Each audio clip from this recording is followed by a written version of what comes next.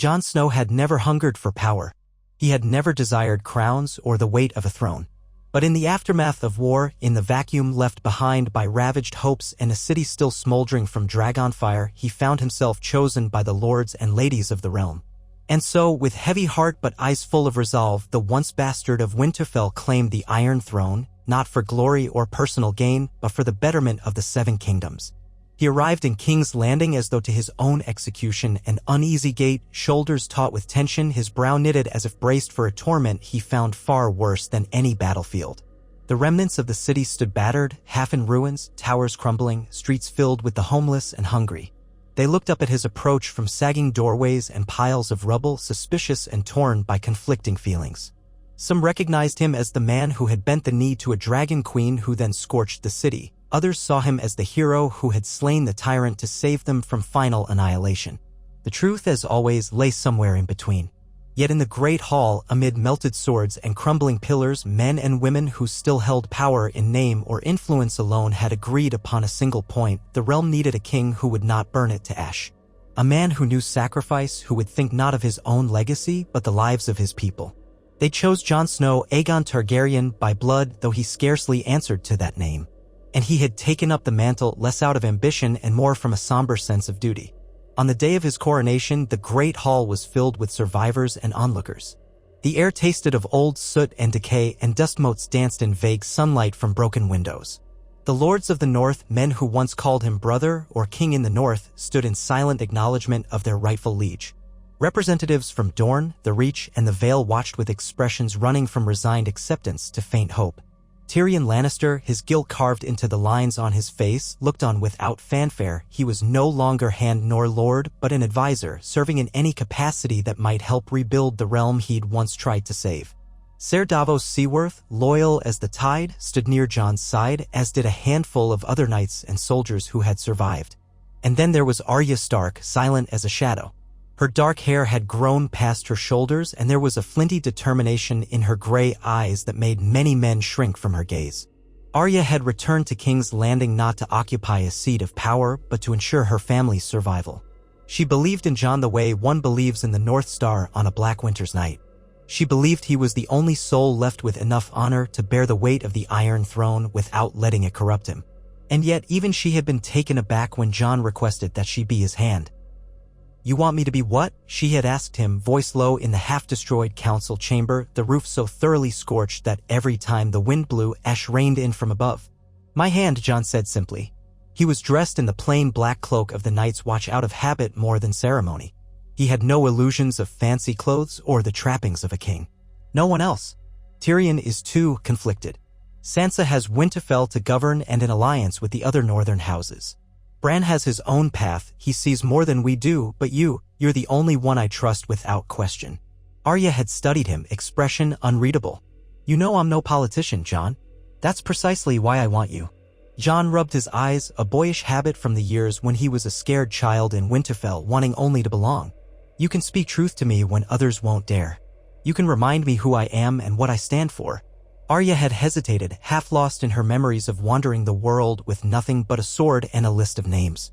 She had never dreamed of a political life, never desired it. She was the wolf who roamed alone on the fringes, a lethal wanderer. But Jon's request, so earnest and necessary, found a home within her sense of loyalty. "Fine," she said at last, heart pounding. "But don't expect me to mince words. The moment I see a path better than yours, I'll push you to it." Jon's mouth curved into the faintest smile. "That's all I want." And so it was that Arya Stark, the girl who had once been a faceless assassin, knelt to swear her service as Hand of the King, a vow that bound her to Jon, but in a way that only strengthened the two of them. The new king, crowned in front of the melted swords of Aegon's conquest, named her Arya Stark of Winterfell, Hand of the King. When Jon rose from that broken throne, the crown of iron and dragoglass, he refused anything gilded with gold. Resting on his dark curls, he cast a long and uncertain shadow over what remained of King's Landing. Some cheered for him, relieved to see a man of the north at last in power. Others withheld their cheers, uncertain if the old Targaryen madness might run in his veins, or if the devastation that had come before might repeat itself. Yet Arya was at his right hand, her face an impassive mask that gleaned every whisper, every shift of posture in the lords around them. She would be his blade in the dark, his conscience, his eyes when treachery stirred, and his sword when diplomacy failed. In the days that followed, Jon began the arduous work of rebuilding. He had no illusions that it would be simple. The city's population lived in half-collapsed buildings, and the Red Keep itself was a ruin. Ancient stone walls had caved, leaving entire sections of the fortress open to the sky. Debris choked the corridors. Scorched tapestries and broken furniture made the once grand halls look like the remnants of a haunted castle. In the yard, charred timbers and shattered masonry formed mountains of rubble. Jon ordered immediate relief for the people, turning the half-scorched stockpiles of grain into a central distribution for anyone who had gone hungry. He had the wealth from the crown's coffers, meager though it was after years of war, diverted to laborers who would clear and repair the city's infrastructure. Though the years had hardened him, he still felt a pang in his chest each time he encountered the weary faces of common folk who saw in him either a final hope or a reminder of all they had lost. From dawn to dusk, Arya and Jon worked side by side, though she preferred to keep a step back in his presence so as not to undercut his authority with any show of familiarity. But behind the scenes, in the cramped meeting rooms that had survived the blaze, they spoke often. Jon valued her counsel not just for her cunning, though cunning she had in spades, but for her ability to see men's hearts. She had been a traveler, a survivor of great horrors. She knew a liar's eyes. She knew how fear and anger made people do cruel, desperate things. While lords came and went with flowery words, Arya's unerring instincts often sniffed out what they truly wanted. One dusk, as they sat amid the rubble, picking at plates of salted fish and stale bread, Jon asked her quietly, "Did you ever think you'd be sitting in King's Landing in a position of power?" Arya's reply was a soft snort. "I never thought I'd be anywhere but the road," she admitted. "For a long time, I didn't care about anything but my list of names. Then I realized I cared about family. That was all. The rest of the world could go to the others for all I cared." She glanced around the empty, half-lit courtyard where the stone benches were blackened by dragonfire. "But here we are." Jon looked at the new hand's pin on her cloak, a small silver wolf's head set against a black background, for it was the only sigil she would accept. "I'm glad you're with me," he said simply, a statement heavy with all the unspoken burdens he carried. She took a bite of bread, chewing thoughtfully. "I'll always be on your side, Jon. And that means I'll never let you become what we fought against." He nodded, eyes drifting to the broken walls. "I know." Their nights were restless. Though Jon had once yearned for a quiet life far away from the machinations of courts, he now found himself reading old records by candlelight, poring over the few surviving ledgers to see how many bushels of wheat remained. How many gold dragons were still in the treasury, and how many swords were left loyal to the crown. The sums were disheartening. The realm's coffers were nearly empty. The men were tired. Even the great houses had been so badly battered by the wars that their yields were meager at best. Famine was a real fear in the coming winter, especially for the small folk of the Crownlands. If he did not act swiftly, they would starve before the new harvest could arrive. In those late hours, Arya would slip away on silent errands. She walked the city in a simple cloak, hood pulled low, blending among laborers and fisherfolk. She heard their stories, gleaned truths from rumor. And sometimes she found trouble. One night, she pulled a would-be rapist off a young woman in a dark alley, slitting the man's throat without hesitation. Her expression, carved in stone, did not falter. The woman wept thanks. Arya merely nodded, pressed a small coin into her hand, and vanished into the shadows. Later, she would tell Jon of the underbelly of a city in ruin. Even with the threat of the king's new guard, men still fell to cruelty and desperation. Jon raked a hand through his hair, unsettled. He knew if the city was to be truly reborn, they needed law. They needed order. And the gold cloaks were not enough, not after so many had died or turned to brigandry. So Jon ordered a thorough reorganization of the city watch. He appointed men of integrity recommended by Ser Davos, men who had proven themselves loyal in the final battles. He asked if any among the old guard would serve with honor, and a handful did. He gave them new cloaks, gray with black trim, reminiscent of winter's storms, and he tasked them to uphold justice as sternly as the North's old gods might demand. He placed them under the direct supervision of Arya, Hand of the King. More than once, lords balked at the notion that a young woman of the North wielded such authority in King's Landing. Arya's response was typically silent, her expression a warning that dissuaded further protest. And in time, some even grew to appreciate the presence of these watchmen. Slowly, as the days passed, crime in the streets lessened. The nights were still uneasy, but they no longer rang with wails of despair or shrieks of terror every hour. Jon needed allies beyond the city if he was going to feed the population through winter. Sansa Stark, Lady of Winterfell, was the most obvious source of immediate help, for the North had begun to replenish after the victory against the Night King. But the North could scarcely feed itself if winter came in full force. They had no great surplus to spare for King's Landing. The Reach, under the leadership of House Tyrell's distant cousins, had fertile lands but also many mouths to feed. Dorne, under the new prince and scattered leadership, had been largely untouched by the war's final battles. Their cooperation was crucial, so Jon sent delegations to treat with the Dornish. He appealed to their pride and offered them greater autonomy in exchange for grain shipments to the capital. He negotiated alliances that would ensure each region would share in the fate of the others rather than stand alone, vulnerable. Each day brought a new challenge. In the battered throne room, with the Iron Throne still looming behind, though pitted and blackened by fire, Jon held court. He heard disputes about farmland boundaries, trade tariffs, and petitions from small folk who had lost homes or loved ones in the war. While he strove to render fair judgments, he sometimes faltered, uncertain how best to navigate the labyrinth of feudal customs. It was in those moments that Arya would catch his eye. A single raised eyebrow from her would often remind him of what was just, not merely what was traditional. The whispers of dissatisfaction persisted, for no king ever ruled without dissenters. Some from the Westerlands, what remained of the Lannister loyalists, muttered that the Targaryen bastard sat on a stolen seat. Pockets of Golden Company stragglers might yet roam the region as Sel's words, occasionally stirring up trouble. There were also Ironborn who, after so many years of independence and pillaging, had no intention of bending the knee to any king. And, of course, rumors surfaced that there were hidden Targaryen loyalists who wanted to see the one true queen, Daenerys Stormborn, avenged, though she was gone. These rumors circulated like a disease, stoking fear and resentment in the alleys of the city. Jon did not ignore them.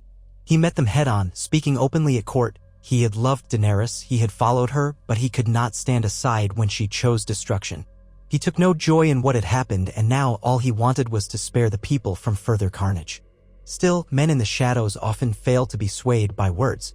A new plot brewed to oust Jon from his throne, something that came to light when Arya heard a rumor at a small tavern near Flea Bottom. Lords from lesser houses, or perhaps individuals simply hungry for power, conspired to hire assassins from Essos. They whispered of a disguised mercenary who had arrived on a ship under the cover of night, seeking to test the security around this new king. Arya made inquiries, drifting through King's Landing's underbelly by night, until she found the group's hideout, an old wine cellar turned gambling den. She slipped in, disguised as a beggar boy, and listened to the conspirators boasting over spilled ale about how they'd cut the bastard king's throat. She left as silently as she came, her mind buzzing with the knowledge that the next day, or perhaps the day after, the assassins would strike. She returned to the Red Keep, asked Jon to meet her in the privacy of a scorched antechamber. When he entered, she locked the heavy door behind them. The walls smelled of ash, and a single torch flickered shadows across the worn stone floors. "What is it?" he asked, face taut with concern. She told him everything she had learned. Jon's expression hardened, a flash of old anger surfacing. "We've only just begun to rebuild. Now we face a new threat from within." Arya's gray eyes shone in the torchlight. "We always will. That's the truth of being king. People want to take power from you. We need to handle this." Quietly, Jon exhaled heavily. He thought of the many lives that could be lost if the city were thrown into chaos again. "You're right. But how?" "We draw them out," Arya said, her voice as sharp as the steel in her scabbard. "I can arrange a decoy, let them think they have an opening. We capture them in the act." He considered for a moment. "I'm not one for traps and ruses." Arya's eyes flashed with that fierce loyalty that bordered on ruthlessness. "We can't let them carry out their plot. If you face them openly, they'll vanish into the city like rats. They'll try again another time. This is war, just fought in shadows." Jon nodded finally. "Do what you must." And so Arya orchestrated a ruse. She spread word through the right channels. Whispers in taverns, a rumor in a gambling den, that Jon would be out walking in the city at dawn to inspect the latest repairs near the Dragon Pit. She carefully arranged the new city watch in concealed positions, men stationed on the rooftops and behind crates, wearing the gray cloaks that blended with the ash-stained rubble. She had a double for Jon, a man of similar build from among the knights loyal to the crown, disguised with the right cloak and posture, walking with a small escort that seemed far too thin for a king. Then she took her post, perched on a rooftop overlooking the street. From her vantage, she watched as a trio of figures emerged from an alley. The early morning light revealed their suspicious movements, the way they hovered at corners. One clutched a crossbow, another kept a hand on the hilt of a curved blade, Eastern in design, while the third had the stooped posture of a cunning thief. They were fixated on the decoy. She saw them creep along the shattered walls, crouching behind fallen blocks of stone. A dog barked in the distance. The city stirred to life as a few early morning workers set out with carts, oblivious to the danger. The trap was laid. She waited with breath held tight. At the decisive moment, one of the assassins lifted the crossbow, aiming at the man they believed to be Jon Snow. A slight shift of wind carried the clink of steel to Arya's ears. She gave the signal. City Watch emerged from hiding, crossbows drawn, swords at the ready. The assassins reeled, but before they could flee, they found themselves surrounded. Arya jumped down from the rooftop, landing with feline grace. The conspirators might have thought her some slip of a girl until the glint of her dagger in the dawn light made their hearts seize. "You made a poor choice," she told them coldly, the unwavering truth in her eyes. One man lunged at her with the curved blade, but she sidestepped elegantly and opened his throat with a single slash. The others dropped their weapons, eyes wild. City Watch seized them, pinned them to the ground. The crossbow clattered onto the dusty street, its bolt harmlessly clanging against a broken cobblestone. The trap had worked, swift and brutal. Arya ordered them bound and gagged. A public trial would follow, revealing the conspirators behind them. When Jon heard of the successful capture later that day, he felt relief tempered with sadness. "I wish we didn't have to spill more blood," he murmured as he oversaw the men being taken to the darkest cells beneath the Red Keep. "But thank you." Arya looked at him, lips pressed tight. "The city is safer now, and fear is a language these men understand." She paused, seeing the weariness in him. "But you need to show the realm that this is justice, not tyranny." Jon nodded slowly. "They'll have a fair trial. We must show mercy where we can and severity where we must, or else we're no better than those who came before." The day of the trial arrived. In the scorched throne room, the accused conspirators were brought forth, bruised and shackled.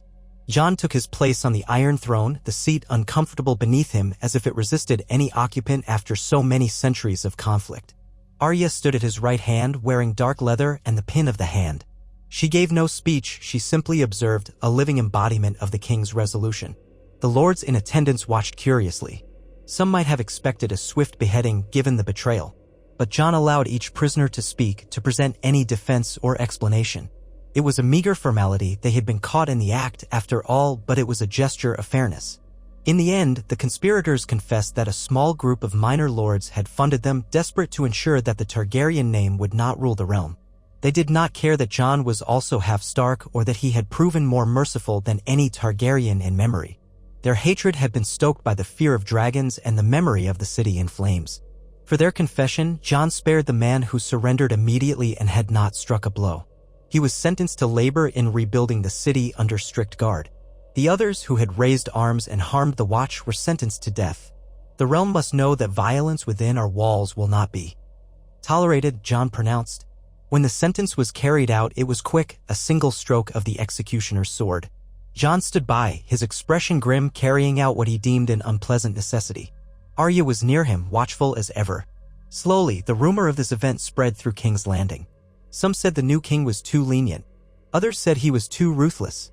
Still others nodded with approval, thankful that he had granted a fair hearing. In the midst of these swirling opinions, the city continued to heal. The laborers cleared rubble, masons began repairs on the Red Keep's walls, and fishermen hauled meager catches from Blackwater Bay to feed the populace. Jon often walked among them, offering words of encouragement, wearing simple clothes with only a small crown pinned at his breast. When the people saw that he neither stayed aloof in the castle nor draped himself in gold, many hearts began to soften. They needed a monarch who understood their trials. Jon's compassion slowly won them over. Meanwhile, ravens came and went from the Red Keep with regularity. Sansa wrote from Winterfell, describing how the North was forging a new sense of unity but also faced the looming hardship of winter. She asked for grain in exchange for iron ore. Jon studied the ledgers, biting his lip, wanting to help but aware that the capital itself was in dire need. Yet he was determined not to forsake Winterfell or the other loyal houses. He arranged that a portion of Dornish shipments could be diverted northward, and in return, the North would send its iron south to craft new tools and weapons. It was not a perfect arrangement, but it was a step toward knitting the realm together. Arya watched these negotiations with a quiet pride, seeing her brother walk the fragile line between compassion and pragmatism. Not every lord was so cooperative. The remnants of House Greyjoy tested Jon's authority. Yara Greyjoy held the Iron Islands aloof as ever, uncertain if she truly bent the knee to any crown. Balon Greyjoy's rebellious spirit lived on in the hearts of some Ironborn. They plundered a few trading ships leaving King's Landing, carrying off grain and supplies. When word reached the capital, Jon stared at the sea through a broken window of the keep, jaw clenched. How many families will go hungry because of a handful of raiders? He growled. He resolved to deal with the Iron Islands not through savage warfare, but by making them see that cooperation was more profitable. So he wrote letters to Yara appealing to her sense of loyalty. She had once fought alongside him in the Great War. He offered the Iron Islands autonomy over their fleets in exchange for safe passage of trade ships. He did not threaten an immediate invasion, but he made it clear that if they continued raiding, there would be dire consequences. Yara replied in a short, curt letter, promising to keep her people in check. Yet she could not speak for every reaver or pirate who prowled the seas. Jon recognized that the road to peace would be long indeed. Amid these political troubles, another thread of tension emerged: the faith. The September of Baelor had been destroyed under Cersei's reign, and the faith militant had been decimated. Yet the pious still remained, scattered throughout the city, clinging to the last vestiges of the faith of the Seven. A new High Septon had been elected in Old Town, an aging scholar with kinder eyes than his predecessors. He arrived in King's Landing with a small retinue, intending to rebuild a seat for the faith. Jon welcomed him, thinking it wise to keep the faith from feeling marginalized. He offered them land to rebuild a place of worship. But the High Septon pressed for a grand new sept, one that might overshadow the efforts to rebuild the city's other structures. Jon hesitated, uncertain if it was wise to commit so many resources to a new sept when the people still lived in half-ruined homes. A tension began between crown and faith, a tension that only grew when the High Septon's sermons hinted that a Targaryen king must prove beyond doubt that he would not repeat the sins of his ancestors. Jon felt the unspoken accusation there, that he was half Targaryen and thus half expected to be consumed by madness or tyranny. Arya observed this with a cold detachment. The faith can be a powerful ally or a dangerous foe, she cautioned. But never let them forget whose realm this is. Jon nodded, taking her words to heart. I'll give them ground to rebuild a small sept for worship. But I won't let them drain the treasury to erect a monument while people starve. He made that policy clear, politely but firmly, in a public address. The High Septon bowed, a flicker of disappointment in his eyes, but accepted the decree. And so a modest sept was built from the rubble, using local laborers paid by the faithful. Jon attended the dedication ceremony, showing that the crown was not hostile to the faith. Arya watched from the sidelines, a ghost of a smile on her lips. Some tensions could be eased, if not entirely dispelled. Step by patient step, they were creating a foundation for a realm that might endure. The weeks rolled on, turning to months. Under the king's firm hand and his sister's watchful eyes, King's Landing began to recover. The smell of death and smoke was slowly replaced by the tang of mortar and fresh wood. New houses rose where old ones had toppled. Broke tradesmen began to find work again. Children laughed in the streets, playing with wooden swords. The Iron Throne still loomed in the Great Hall, but it no longer dominated every conversation. Life, as it had a habit of doing, moved forward. One evening, as the sun set behind the blackened spires, Jon found a rare moment of quiet in the upper corridor of the Red Keep. The repairs there were nearly complete. A crisp breeze off the Blackwater Bay drifted in through an open window. He leaned against the jagged frame, gazing at the city below. Arya approached, footsteps soft on the new stone floor. She stood beside him, looking out at the flickers of hearthlight dotting the streets below. "It's almost beautiful," Jon said softly, the wind ruffling his hair. "If you told me a year ago that King's Landing would look so peaceful, I'd have called you a liar." Arya's eyes roamed the skyline. "We've come a long way," she acknowledged. She could still see the ghosts of the city's ruin beneath the fresh mortar, the places where entire blocks had burned. But the scars were healing. "We have a lot more to do." Jon turned to her, and for a moment he was not king but simply her brother. "I'd never have managed it without you," he said, sincerity and warmth in his voice. "Having you as my hand is the best decision I've made since I sat on that throne." She shrugged. "I'm only doing what needs to be done." He pressed a hand to her shoulder. Don't diminish what you've done.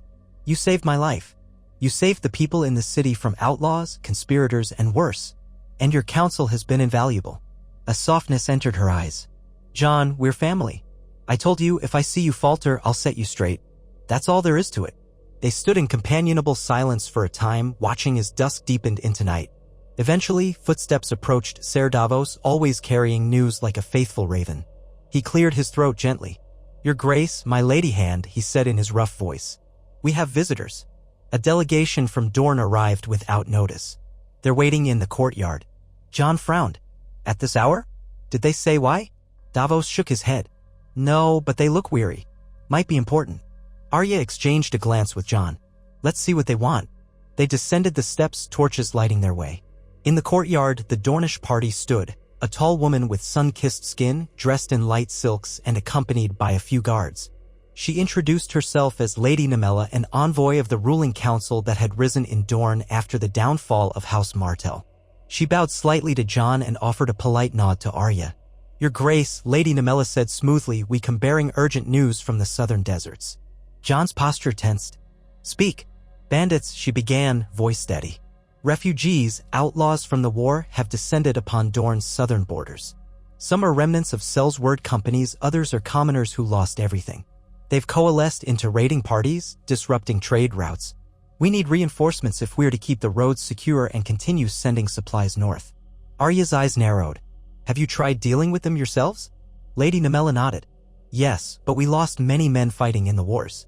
Dorne is not as strong as it once was. If these raids continue, we won't be able to honor our agreements with the crown. We want to maintain our alliance, but we need aid. Jon considered this carefully. The kingdom's resources were stretched thin, but if Dorne's supply lines were threatened, the entire realm would suffer. How many men do you need? He asked. The envoy's eyes flickered. A few hundred knights would make a world of difference, bolstered by experienced officers who can help reorganize our defenses. Jon glanced at Arya, who gave the faintest tilt of her head, an unspoken sign that she believed the envoy's plea was genuine. We'll discuss it with our council, Jon said. For tonight, you're our guests. Rest in the Red Keep. We'll see what can be done. Lady Nymella bowed gracefully, relief in her eyes. Thank you, Your Grace. As the Dornish party was led away by Davos and the guards, Jon released a breath. We can't afford to lose Dorne's support. Arya agreed. We'll need to dispatch men south, but we also need to ensure our own security here. Perhaps we can send a detachment of the City Watch. They've been tested and we can trust them more than some newly hired Sellswords. Jon rubbed the back of his neck. But if the City Watch is weakened, the capital might fall into unrest again. Arya folded her arms. We'll have to balance carefully. Maybe we send some of the Watch and some men from the Reach or Storm's End if they can spare them. It's time to see if some of these lords will uphold their oaths now that we have a real threat to the realm's stability. Jon nodded. We'll convene the council tomorrow. Thus began a new test of Jon's kingship, mobilizing aid to Dorne without compromising the safety of King's Landing. Over the next few days, Arya assisted in gathering information about the realm's available fighting forces. Lords from the Reach, still recuperating from the wars, could lend a limited number of horsemen. Storm's End, under Gendry Baratheon, raised to lordship by the late Queen, agreed to send some troops as well, though Gendry himself could not come to King's Landing just yet due to matters in his own lands. Gradually, they assembled a small but competent force. Jon entrusted command to Ser Brienne of Tarth, who had recently arrived in the city to fulfill her oath of protecting the realm. Brienne accepted the command with solemn grace.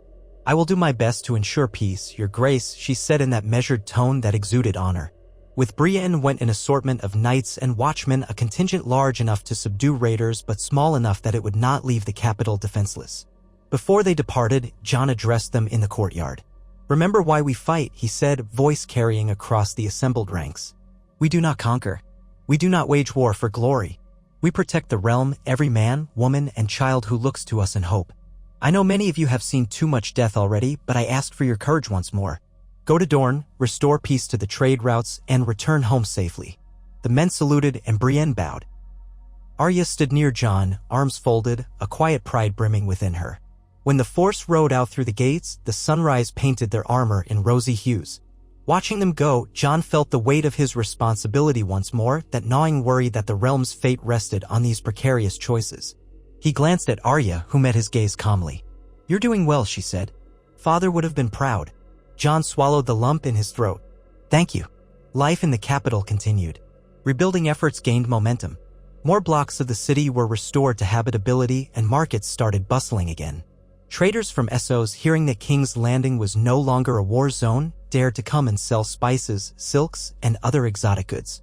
Jon encouraged fair trading laws, hoping to revitalize the battered economy. With Arya's quiet vigilance, corruption within the new city watch was minimized. Whenever a guard took bribes or bullied the people, Arya saw to it that the matter was dealt with swiftly. The city folk soon learned that a woman with a wolf's head pin on her cloak was not to be trifled with. Stories spread of how she had ended a would-be rapist or put a corrupt guard in chains. In hushed tones, they called her the Wolf Hand, a figure both respected and feared. Yet for all that progress, a gnawing sense of unease still clung to the realm. The wars were over, but the scars ran deep. The North remained distant, half an independent kingdom in spirit, forging a new path under Sansa's stewardship. Old hatred smoldered beneath the surface among various houses. And then there was the rumor, always swirling, of those who might still resent Jon's Targaryen blood. Some whispered that a dragon egg might still exist somewhere, hidden away, waiting to hatch and unleash chaos once more. Others whispered that the queen beyond the sea, Daenerys, had faithful worshippers who might attempt to resurrect her legacy. Jon tried not to dwell on those rumors, but they pricked at the back of his mind in quiet hours. One late evening, after a lengthy council meeting had concluded, Jon walked the silent corridors of the Red Keep.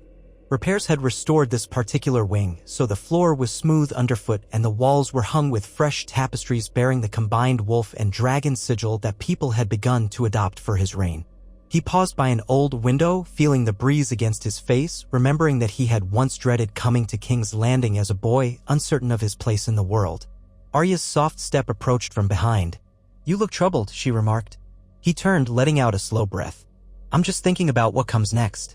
His eyes flicked to the distant glow of lanterns in the city below. "We're patching holes, Arya, but what if another storm comes? What if we're not strong enough?" She studied him. "You're not the same boy who was once a steward in the Night's Watch. You faced down White Walkers, Dothraki hordes, Lannister armies, and dragons. You're stronger than you know." She paused, stepping closer, her voice gentle in a way she rarely allowed. "But you're also not alone." The flicker of torchlight revealed the gratitude in Jon's eyes.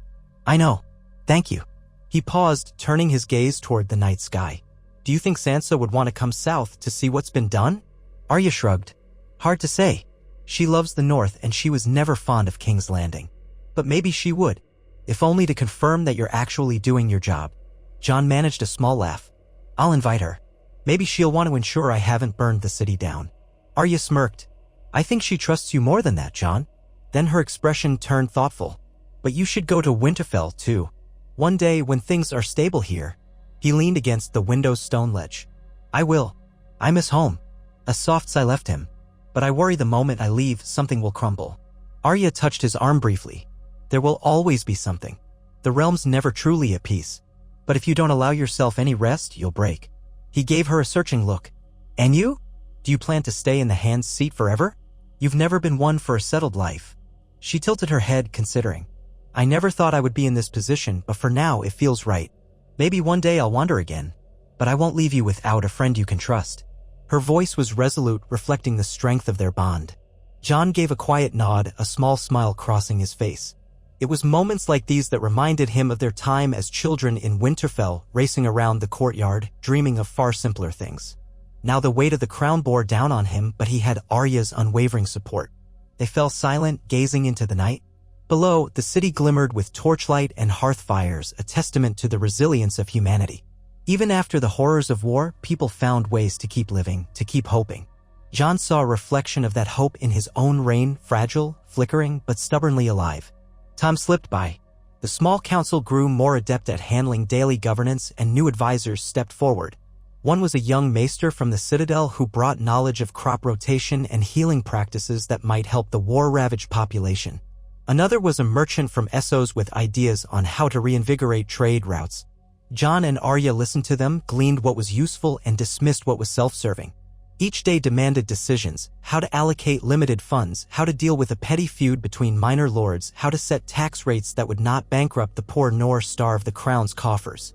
Jon, with Arya at his side, developed a reputation for fairness. Some found him too stern or too reluctant to punish severely, others found him too uncompromising. The truth was, he was determined to avoid the mistakes of those who had come before, rulers whose hubris or cruelty had plunged the realm into chaos. Amid these daily battles, letters arrived from the southern front. Ser Brienne reported that the raids in Dorne were being contained. She had slain one bandit leader in single combat, after which many outlaws surrendered. The trade routes were beginning to see fewer attacks. Lady Namella wrote separate letters of gratitude praising the king's swift intervention.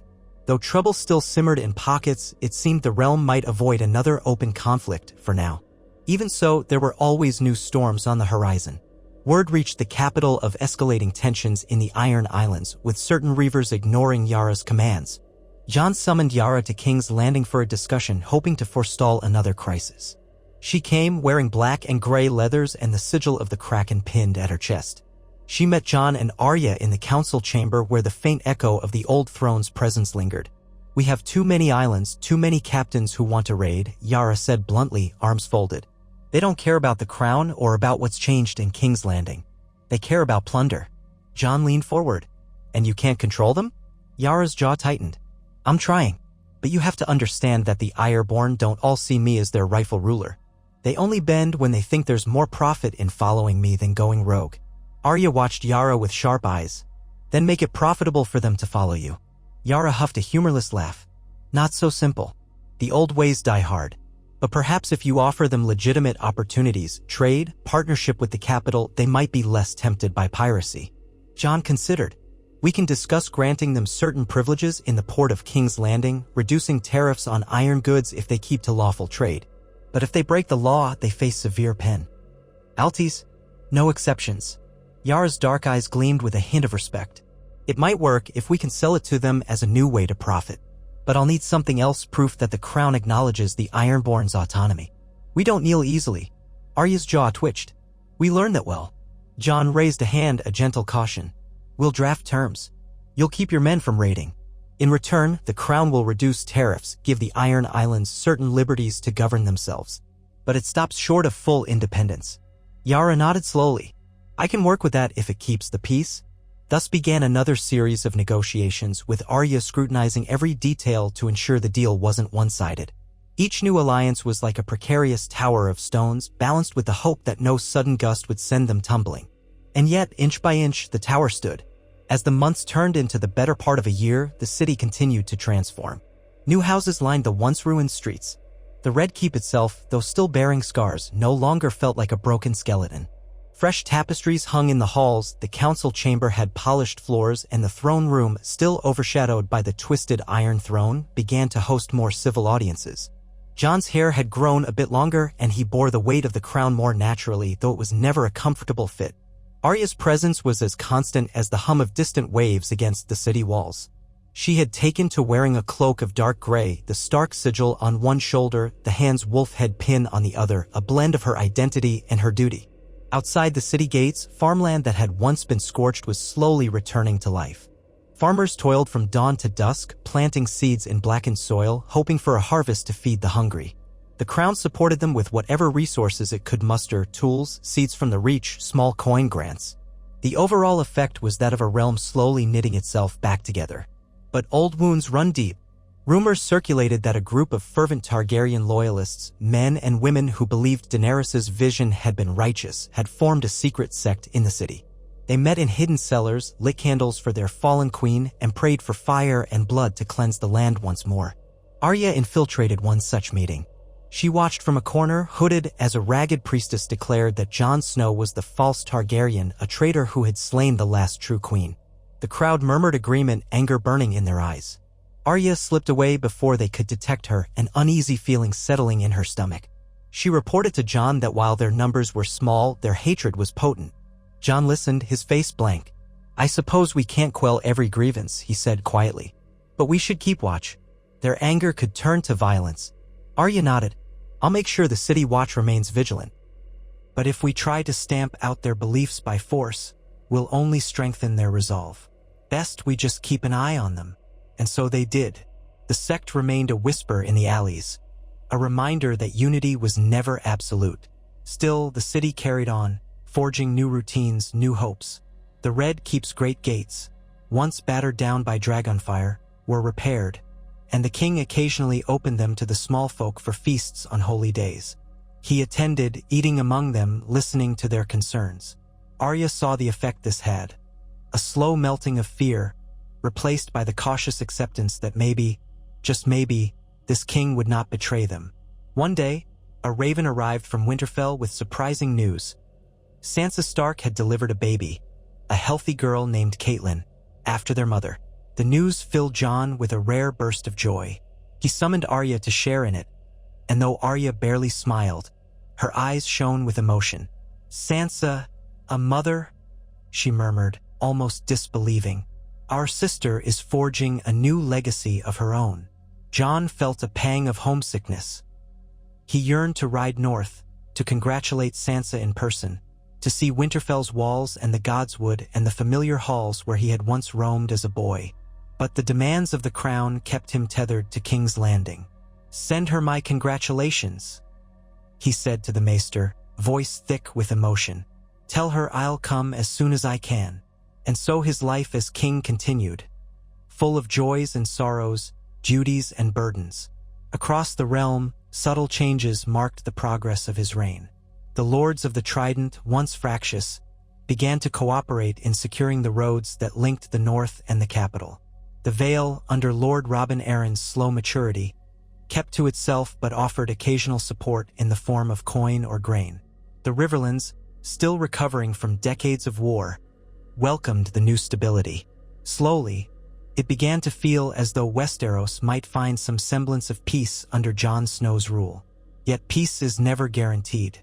From the east came rumors of fresh turmoil, new warlords in the Dothraki Sea, the Golden Company reforming under different Sellsword captains, and slavers in Volantis taking advantage of the power vacuum left by Daenerys' crusade against slavery. Whispers suggested that some of these factions might look to Westeros for new conquests. Jon had no appetite for foreign wars. He resolved to strengthen Westeros enough that any invasion would be deterred by the prospect of facing a united realm. Arya supported his stance. "We have too much to rebuild at home," she pointed out. "Let Essos fight its own battles for now. If they threaten our shores, we'll show them the North remembers." Some nights, Arya would climb to the highest parapet of the Red Keep, the wind lashing her hair around her face, and stare into the darkness. She remembered her own journeys in Essos, the faces she had worn, the training she had undergone. She wondered if the day would come when her skills would once again be tested against foreign threats. But for now, she was content to remain at Jon's side, guiding him, keeping the realm's enemies at bay from within and without. Jon, for his part, often found himself in the training yard with a sword in hand, practicing the forms that had once been second nature. He believed a king should never forget how to fight. It was in these moments he felt most himself, a swordsman, a protector. His crown sat upon a bench nearby, a piece of metal that felt heavier than any blade. When he finished, sweat dripped from his brow, and he remembered the cold nights on the wall, the camaraderie of the Night's Watch. How strange that he, once a steward in black, now wore a crown and sat upon the most infamous throne in the realm. After training, he would find Arya in the courtyard. Often, they spared a few moments to spar. She was quicker than him, her footwork honed by years of deadly practice. He had reach and raw strength. Their swords clashed, metal ringing out. Passers-by watched, amazed that the king and the hand dueled like siblings at play, yet there was a lethal grace in their movements. Sometimes Jon won, more often Arya did. But each time, they ended with mutual respect in their eyes. This bond between them, forged in childhood, tested by war, was unbreakable. Away from the yard, the demands of rulership resumed. Jon sat with advisors to plan new laws that would better protect commoners from exploitation by their lords. He discussed taxes and trade with Tyrion Lannister, who had been partially forgiven for his past errors and now served as an unofficial counselor. Though he held no title, his wit remained an asset. He listened to Ser Davos's suggestions on how to rebuild the crown's fleet to help protect shipping lanes. At times, the sheer amount of decisions threatened to crush him, but Arya's presence grounded him. Months stretched onward. Brienne returned from Dorne successful, bearing the thanks of its people. Trade flourished, fueling further reconstruction in King's Landing. The faithful worshipped in their modest sept, with the High Septon occasionally requesting private audiences with Jon. While these meetings sometimes bristled with differing views, they maintained a respectful veneer. Winter's icy breath, though delayed, began to creep down from the north. Reports trickled in of early snows near Moat Cailin. Jon issued orders to stockpile food and prepare the city for cold months. In the Red Keep, braziers burned day and night, fighting off the chill that seeped through the cracks in the newly rebuilt walls. And then, unexpectedly one frosty dawn, a small caravan arrived at the gates bearing Sansa Stark. She had come south, bundled in thick furs. Beside her rode Bronn, the Sellsword turned Lord of the Reach, who had apparently escorted her for safety. Sansa dismounted with regal grace, a stern set to her lovely features. She had changed in the time she'd ruled the North. She carried herself with the commanding air of a queen, though she had never claimed that title. Behind her stepped a nursemaid carrying a small bundle, her daughter, Catelyn. The news of her arrival caused a stir through the city. Jon himself hurried to the gates to greet her, joy lighting his eyes as he embraced his sister. He marveled at the infant, a tiny spark of new life amidst a world so often marked by death. Arya too came forward, an uncharacteristic smile tugging at her lips. She gently touched the baby's cheek, a rare moment of open tenderness.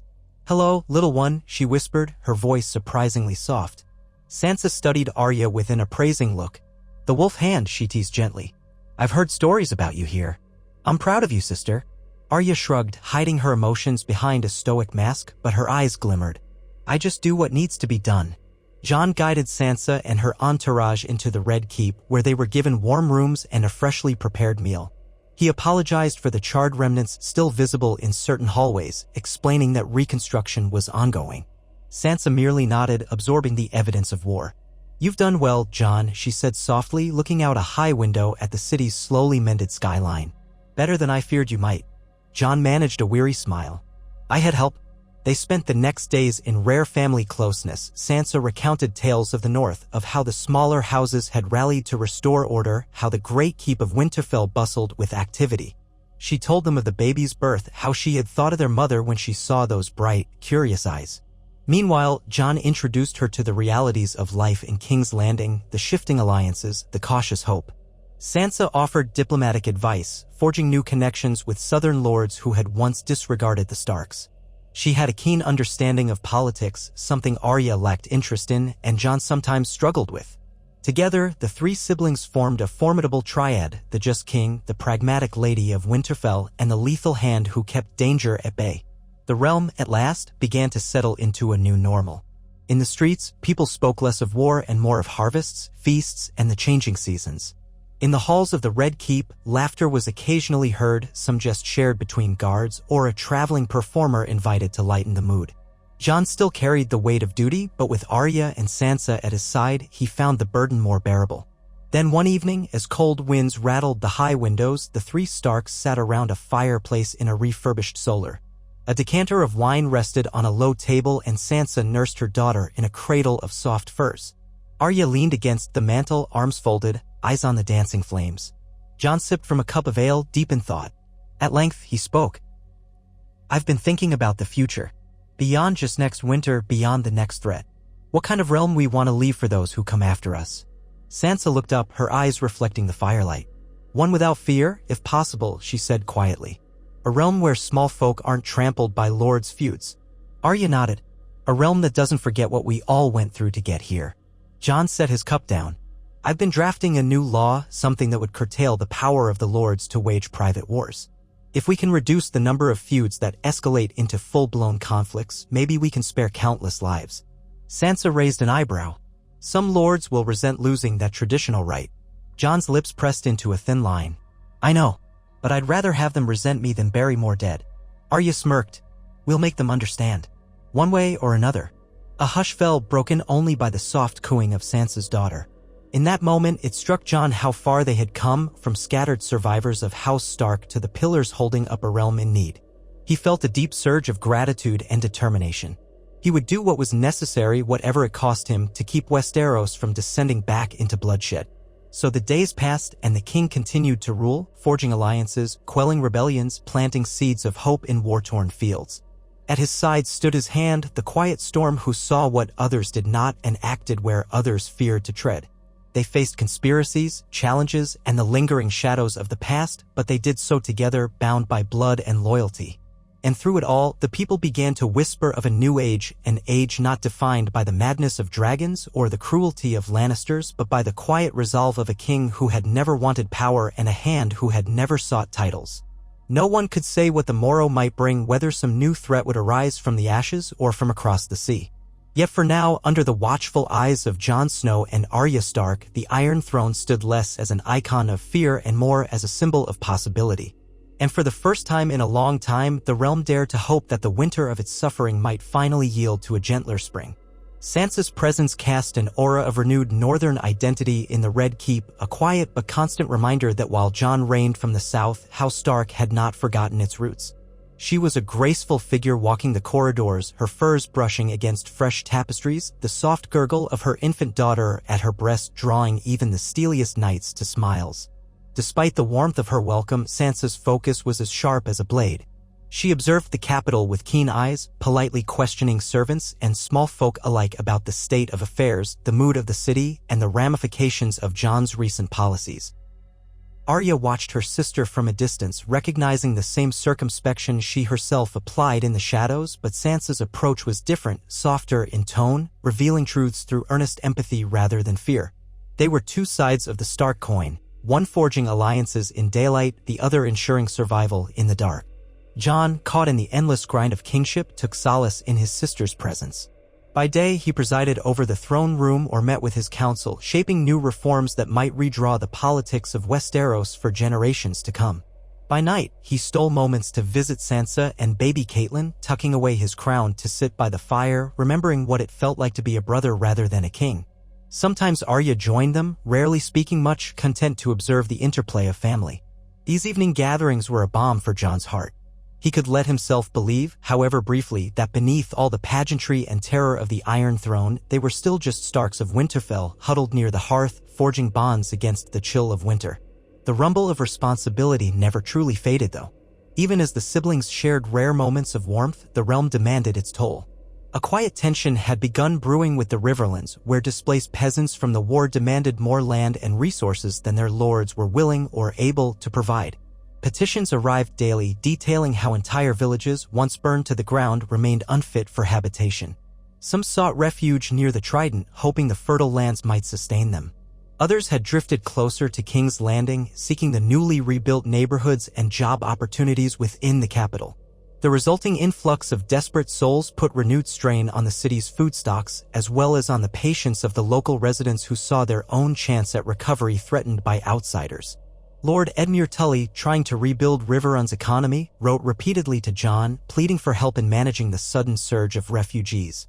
Jon read each parchment with a growing nod of concern. He convened his inner circle, Arya, Tyrion, still an unofficial counselor, Ser Davos, and Maester Lyle, the young scholar from the Citadel, to brainstorm solutions. They spoke of resettlement programs, of borrowing farmland from lords who had more acreage than they could till, of offering tax incentives to those willing to take in refugee families and teach them the trade of farming anew. It was a complex plan, rife with potential pitfalls. Some lords might exploit the labor of these refugees. Others might reject them outright, fearing an influx of outsiders who owed loyalty to no local house. But Jon pressed forward, seeing no choice. "We cannot allow our people to starve," he said simply, his voice laced with quiet resolve. "They are as much my subjects as anyone else. We must find a place for them." Arya supported him wholeheartedly, though her approach was more direct. "Anyone who treats the refugees poorly should face consequences," she stated, her tone laced with a finality that hinted at a blade in the dark. Tyrion nodded, scribbling notes. Davos grimaced thoughtfully, understanding that while such firm talk might be necessary, they needed the Lord's goodwill for these policies to work. Ultimately, they hammered out a provisional plan.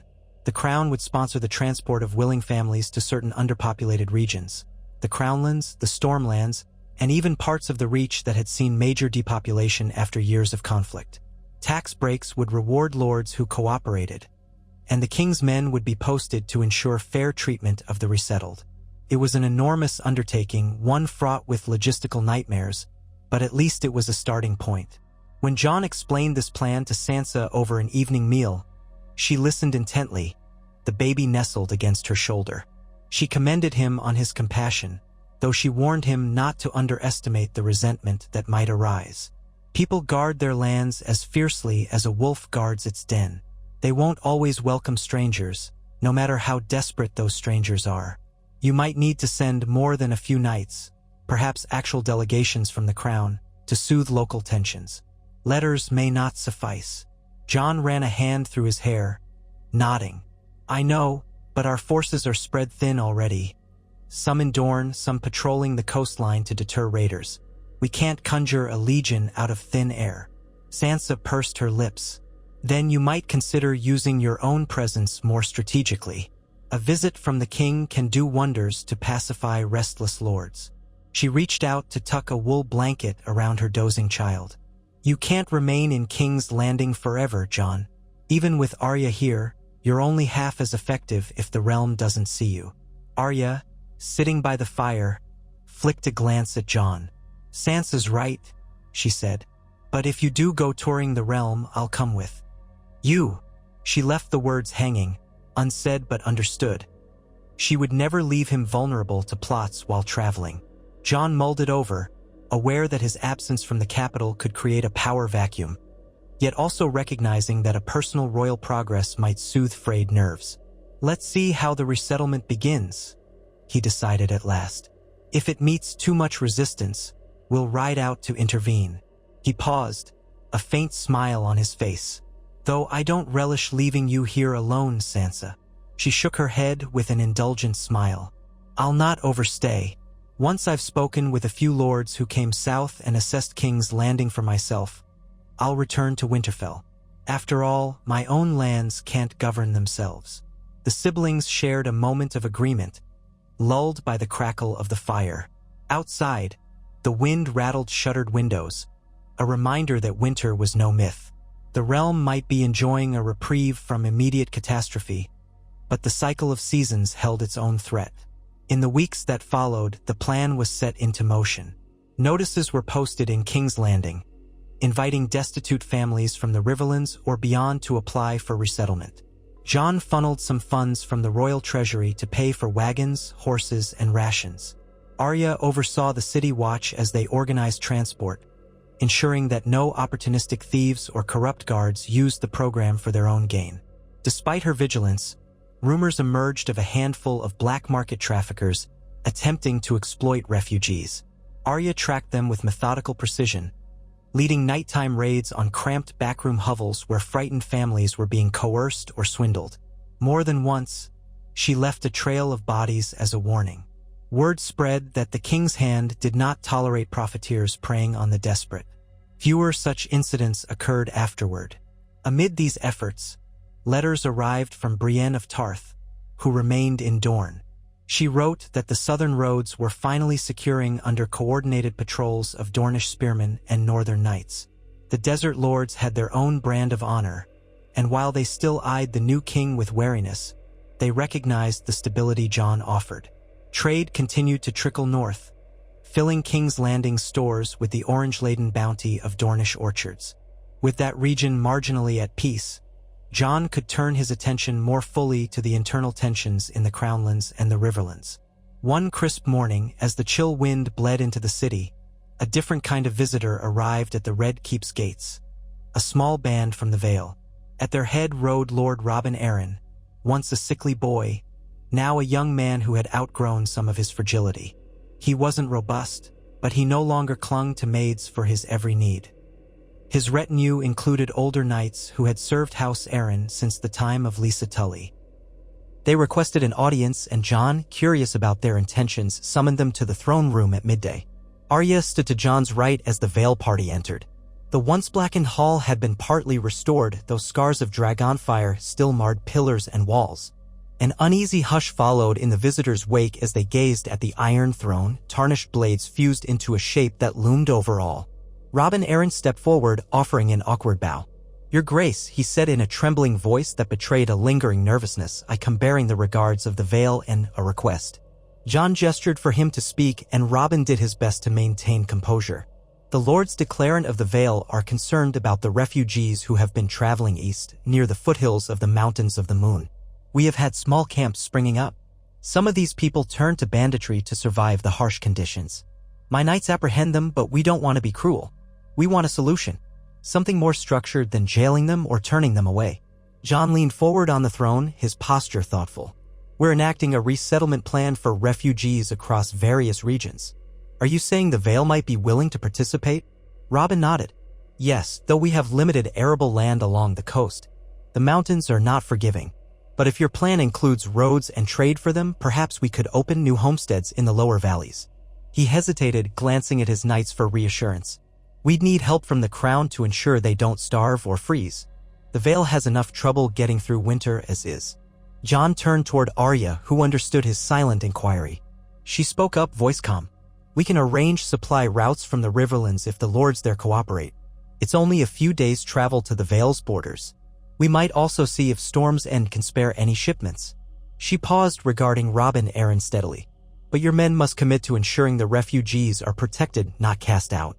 If they're forced to desperation again, we'll just repeat the cycle. Robin swallowed. I understand. I can speak with the other lords. They respect me now. He said the last part with a slight waver, but there was genuine determination in his eyes. But I wanted to come here first to show my support for the crown and to ask for the crown's support in turn.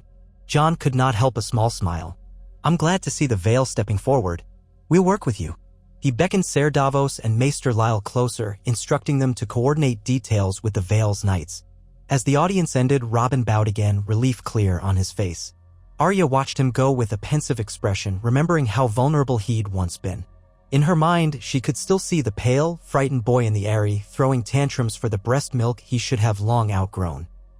Now, though still slight and anxious, he had chosen to come here personally, to stand in the Iron Throne's shadow and speak for his people. The realm was full of surprising transformations. In the weeks that followed, the Vale's cooperation opened new possibilities for the resettlement program. Gradually, a network of support took shape. The Riverlands, the Crownlands, the Vale, and the Stormlands each hosting some refugees in allocated zones, with the King's men stationed to keep order. The plan was not without its challenges. Supplies ran short at times, causing friction. Some local lords complained loudly about the presence of these newcomers. Letters arrived, sprinkled with veiled threats about refusing the king's directives. But Jon remained firm. He wrote back with an even hand, reminding them that the realm was unified now, and that he had no intention of allowing petty defiance to fracture it. Arya made private notes of which houses showed the most resistance, should trouble arise. As winter's chill deepened, caravans of refugees began moving under the watchful escort of the city watch and local troops.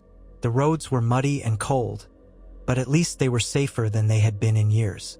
Some caravans ended up settling near abandoned villages, rebuilding homes from scratch. Others pressed on to more promising farmland. Lords who cooperated found themselves invited to King's Landing to confer with the king, often leaving with minor titles or trade privileges, or even seats on new local councils that Jon and Arya were establishing. Little by little, a sense of shared endeavor took root. Not everyone was pleased, but more and more people realized that banding together under a fair king was preferable to the nightmares of endless war. Still, there were those who festered with anger and dreams of revenge. Targaryen loyalists, small pockets of zealots, whispered of dethroning Jon, of raising a hidden heir or waging a guerrilla war to avenge Daenerys. Arya received reports of clandestine meetings, similar to the gatherings she had once infiltrated. The Wolf Hand moved quickly to contain these whispers, dispatching trustworthy watchmen to break up hidden cells. Sometimes she confronted them herself, wearing a simple cloak, her face an unreadable mask. She'd slip a dagger under a conspirator's chin and calmly demand names. Fear was often enough to make them betray each other. A few attempts on Jon's life were thwarted before the would-be assassins so much as unsheathed their knives. Arya's gaze was unwavering. She would allow no repeat of the horrors this city had already endured. Sansa, keenly observing these undercurrents, cautioned Jon. Arya is doing what she must, but be mindful of how the people interpret these actions. If they believe you're hunting down any dissent, you risk looking like the tyrants you toppled. Jon's expression turned grim. I don't want to rule through fear, but I can't ignore conspiracies aiming to stir fresh chaos. The city is too fragile, and that's why you must balance it, Sansa said. Show mercy and openness where you can. Make sure people see you punishing only those who seek bloodshed, not those who simply disagree with you." Jon nodded in agreement, though the tension in his jaw betrayed how difficult that balance was. He arranged for public hearings when conspirators were captured, giving them a chance to speak before sentencing. Many of them had no coherent arguments, only anger and vague longing for the days of dragon might. Some were sentenced to labor for the crown, repairing roads or cleaning the city. A few of the more dangerous ones were executed, always swiftly, never cruelly. Jon's consistent fairness, coupled with the watchful presence of Arya, reinforced the message the crown would not be trifled with, but it would not spill blood lightly. After several such incidents, the city quieted somewhat. The short, cold days took their toll, survival concerns overshadowed radical aspirations. People lined up at soup kitchens sponsored by the crown, children clung to their mothers in the biting wind, and blacksmiths hammered iron in half-rebuilt forges under gray skies.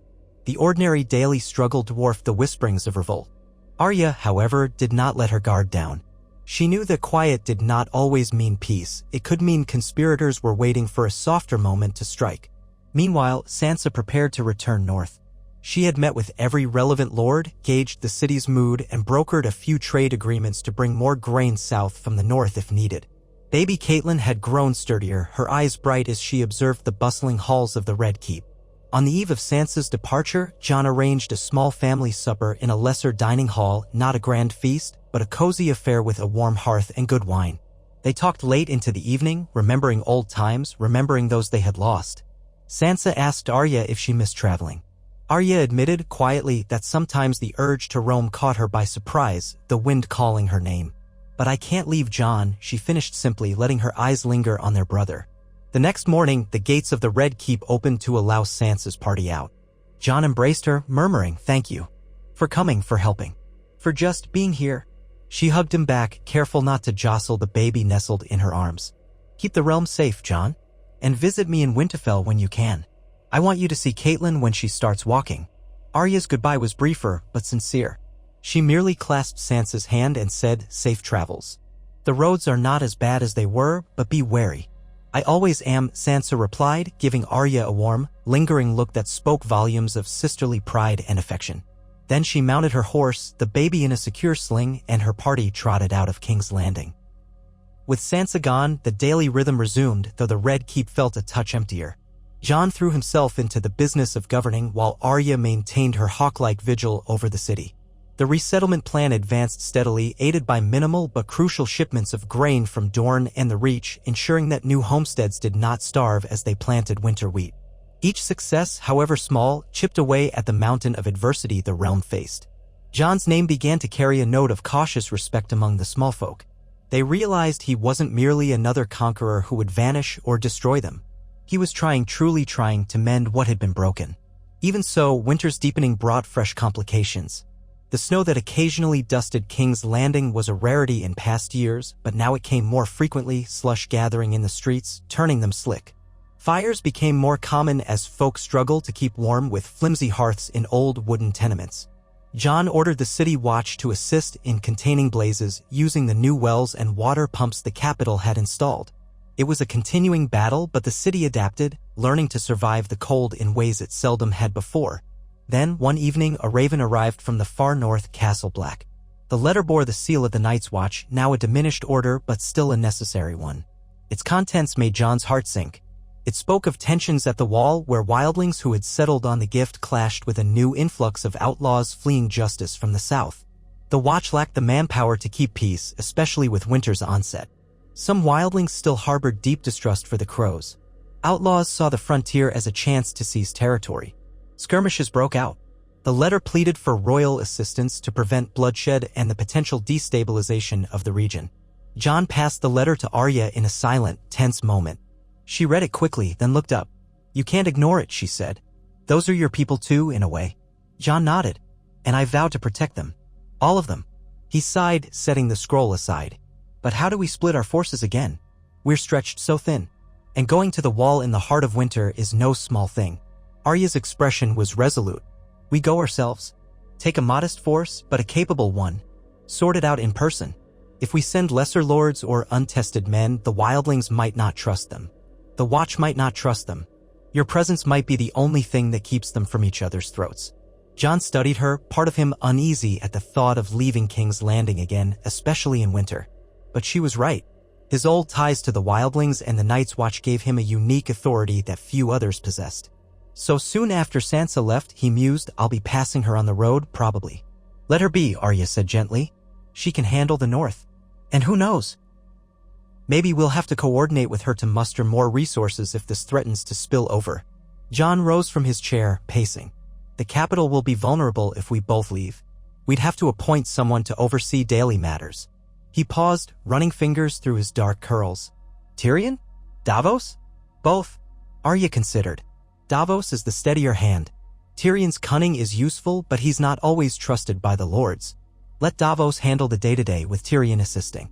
Maybe also give the city watches direct command to a loyal knight, someone who understands your policies. That way we don't risk sabotage or disarray. Jon accepted that with a nod. Yes, that's sensible. We can't remain blind to the capital's needs. But the Night's Watch is calling. If the North descends into chaos with outlaws and wildlings, it'll eventually ripple down here anyway. It was settled. Over the next few days, Jon made the necessary arrangements. Davos was informed of his temporary stewardship, sworn to uphold the king's laws and continue the resettlement efforts. Tyrion was instructed to guide negotiations with any new ambassadors or trade envoys. A seasoned captain of the city watch, Ser Richard, a man Arya trusted, was given overarching command of the watch in Arya's absence. Letters were sent to Winterfell notifying Sansa of the situation. Finally, Jon assembled a small but elite column of soldiers for the journey, a mix of knights who had proven themselves in prior campaigns, plus a few rangers who knew the northern terrain. Arya would come as hand, bringing her lethal skill and unyielding loyalty. They left King's Landing on a crisp morning with snow swirling in the wind, a sight that unsettled many southern-born men as it was unusual to see such flurries so far south. But it only hardened Jon's resolve. Winter was truly upon them, and the Realm's King would answer its call. Their journey was arduous. The roads north were muddy in some stretches, frozen in others, complicating travel. They stayed at inns or castles where they could, but progress was slow and they often made camp under frigid skies. Jon rode near Arya, discussing their strategy. We need to stop these skirmishes before they become a full-blown war zone, he said. The wildlings and the Watch have found a fragile peace, but outlaws could destroy that with a few raids. And if tensions flare, it'll be impossible to rebuild trust. Arya nodded, her breath steaming in the cold air. The free folk respect strength and honesty. You gave them land and kept your word, so some of them will still trust you. But we should be ready for the renegades among them, the ones who never wanted to submit to southern kings. Jon grimaced. I'm no southern king in their eyes. I'm the one who fought with them against the dead. They should remember that. They might, Arya replied evenly. But desperation can make people forget. Or outlaws can twist their minds with lies. They pressed on, day after day, passing the neck and encountering colder winds, starker landscapes. The once flooded moors were half-frozen, brittle reeds crackling under the hooves of their mounts. They came upon a few stray refugee camps, men and women who had left the war-torn south in search of safety, only to find the north less hospitable than they imagined. Jon's soldiers handed out bread where they could, urged them to join the official resettlement caravans, but many refused to go back south, some clinging to myths of empty land in the north. Jon tried to reason with them, but they were weary, half-famished. Arya saw the hopelessness in their eyes and felt a pang of sympathy. Even if they refused help now, the Crown's attempts to assist them would not be in vain. She left a small pouch of silver with one ragged woman, telling her to seek the local steward for assistance if she changed her mind. They passed Moat Cailin, where the old fortress still loomed. The Stark banners now flew in partial recognition of the king, though Sansa had reasserted northern rule. The garrison bowed to Jon, offering him rest. He paused just long enough to reorganize supplies, then continued north. Past the Wolfswood and the great pine forests, the wind howled more fiercely and snowdrifts piled at the edges of the King's Road. Arya's cloak whipped in the gale and she pulled it tighter around her. Jon led them onward, unwavering. Eventually, they reached Winterfell. Its walls rose high, crowned with fresh snow. Jon felt a rush of familiar warmth. The place still stood as it had for centuries, defying winter's worst. Word had ridden ahead of them, so the castle gates opened at their approach. Sansa greeted them in the courtyard, her cheeks flushed from the cold. Catelyn was indoors, away from the biting wind. She looked surprised but relieved to see them so soon. I'd not expected you to come back this way until you'd already been to the wall, she admitted, taking Jon's hand. I see the reason must be dire. Jon explained the letter, the outlaws, the tension with the wildlings. Sansa's brow creased in concern. I've heard rumors from hunters in the Gift, but nothing concrete. The snows hamper travel and news. If the Night's Watch is requesting aid, it must be serious. That night, they dined in the great hall of Winterfell, the warmth of the hearth a stark contrast to the biting winds outside. Old memories flooded Jon, and he couldn't help but glance at the high table, recalling Ned Stark presiding there with quiet authority. A pang of loss and longing stirred in his chest, but he forced it down. Now he was the king, and Sansa was Lady of Winterfell. Arya, the hand of the king, often left the table to chat briefly with various northern bannermen, gleaning gossip or updates on local troubles. She did so gracefully, though she never cared much for courtly manners. In a private conversation afterward, Sansa told Jon that the local lords would likely support him if he asked for assistance. But remember, Jon, the Northmen still see themselves as a part. I've worked hard to maintain loyalty to the Stark name, and you are a Stark to them first, King of the Seven Kingdoms second. If you need their men, appeal to that heritage. Jon considered her words, nodding. I won't force them. I want them to understand this is for the North's protection as much as the realm's. Outlaws at the wall benefit no one, Arya added. And if we don't contain these outlaws, they could start raiding south, or spark a new conflict with the wildlings that ends with more blood spilled. Sansa looked at both of them. I'll gather the lords tomorrow. You can address them. The next day, Jon stood in Winterfell's great hall, addressing a half-circle of northern lords. Grizzled men in fur cloaks, younger heirs with stern faces, a scattering of ladies who managed their own lands. The memory of once being king in the north flickered through Jon's mind, but now he was something else. He spoke plainly. Winter is here, and the Night's Watch warns of trouble. Outlaws from the south and beyond are clashing with free folk who settled in the Gift. We must prevent these feuds from becoming open war. I ask for your support, not for the Iron Throne's sake, but for the North. He saw recognition in their eyes. They remembered him as the one who united them against the Night King. Many nodded, though some looked wary of southern entanglements. Jon continued, these outlaws threaten everyone's safety. If they spill beyond the Gift, they'll prey on your villages, your small folk. If the Watch can't hold them, we risk chaos. My men and I will ride north to deal with it, but we need scouts, supplies, possibly reinforcements. I ask you, as a fellow northerner, to help protect our land. A murmur rippled through the hall. Lord Glover rose, a streak of gray in his beard. He had once doubted Jon but eventually pledged loyalty during the war against the dead. We'll send what we can, he said in a firm voice. I've no love for wildlings or southern criminals, but I'll trust your judgment, your grace. The title sat awkwardly on his tongue, but the loyalty was sincere. Other lords followed suit, offering modest contingents. They could not spare large forces in winter, but enough to serve as a watchful presence. In gratitude, Jon nodded to each of them. He wasn't gathering a grand army, just enough men to keep skirmishes from escalating. That evening, Sansa oversaw the details with her usual efficiency, ensuring no one promised more than they could truly give, while also pressing them to fulfill their oaths. Arya lingered, quietly making mental notes of who seemed most reluctant, who might be fractious if the campaign dragged on too long. Within days, Jon and Arya prepared to ride north again, this time with a small band of northern soldiers joining their own. Sansa stayed behind in Winterfell, promising to send additional aid if needed. And come back when you're done, she urged them both. I'd like to see you under a warm roof rather than a freezing sky. Jon clasped her hand. We will. They departed in a swirl of snow, crossing the White Knife and pushing ever closer to the wall. The cold was brutal, ice forming on beards and eyebrows. The roads vanished under drifts, forcing them to rely on local guides who knew every turn.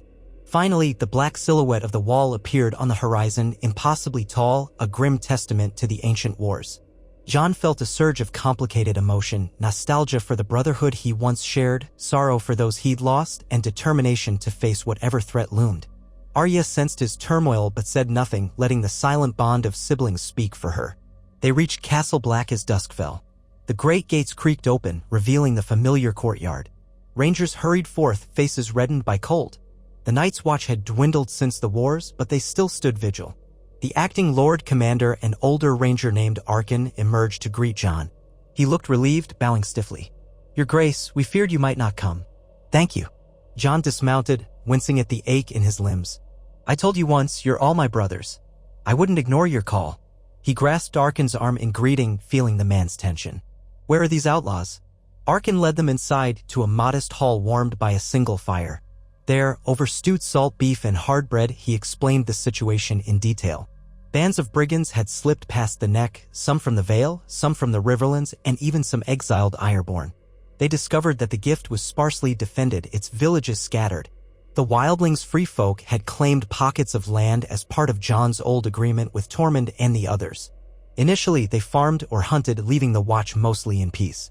But tensions flared when the outlaws began raiding free folk camps, stealing livestock, supplies, sometimes committing worse crimes. Enraged, the free folk retaliated with ambushes culminating in a dozen or more bloody skirmishes.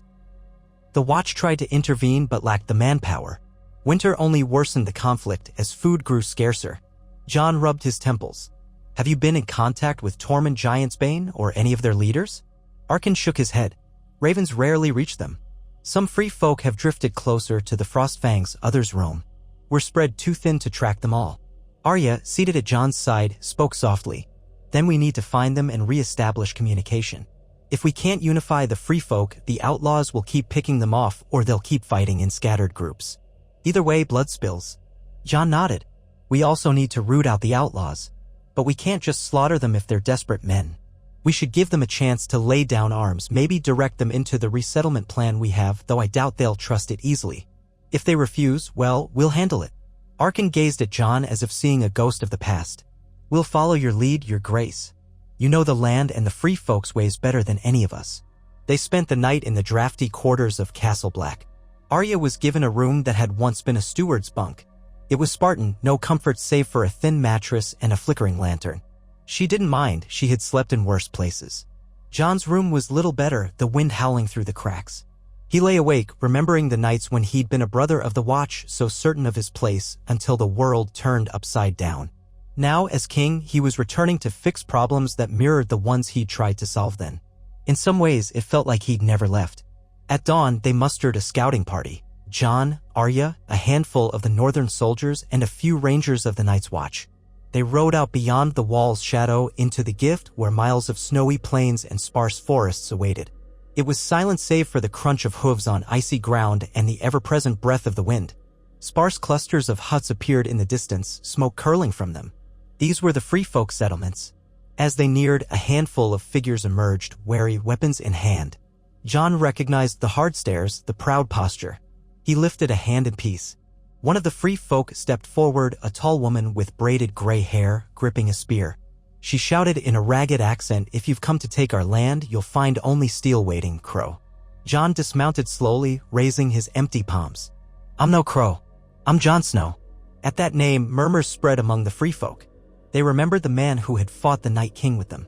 Jon continued, voice steady, "We heard you're being attacked by outlaws. We've come to help if you'll have it." The woman's eyes flicked over the Watchers. She recognized the black of the Night's Watch among them and scowled, but some of the free folk behind her whispered, "He's true enough. Didn't he fight with Tormund?" The tension eased slightly. She lowered her spear but didn't drop it entirely.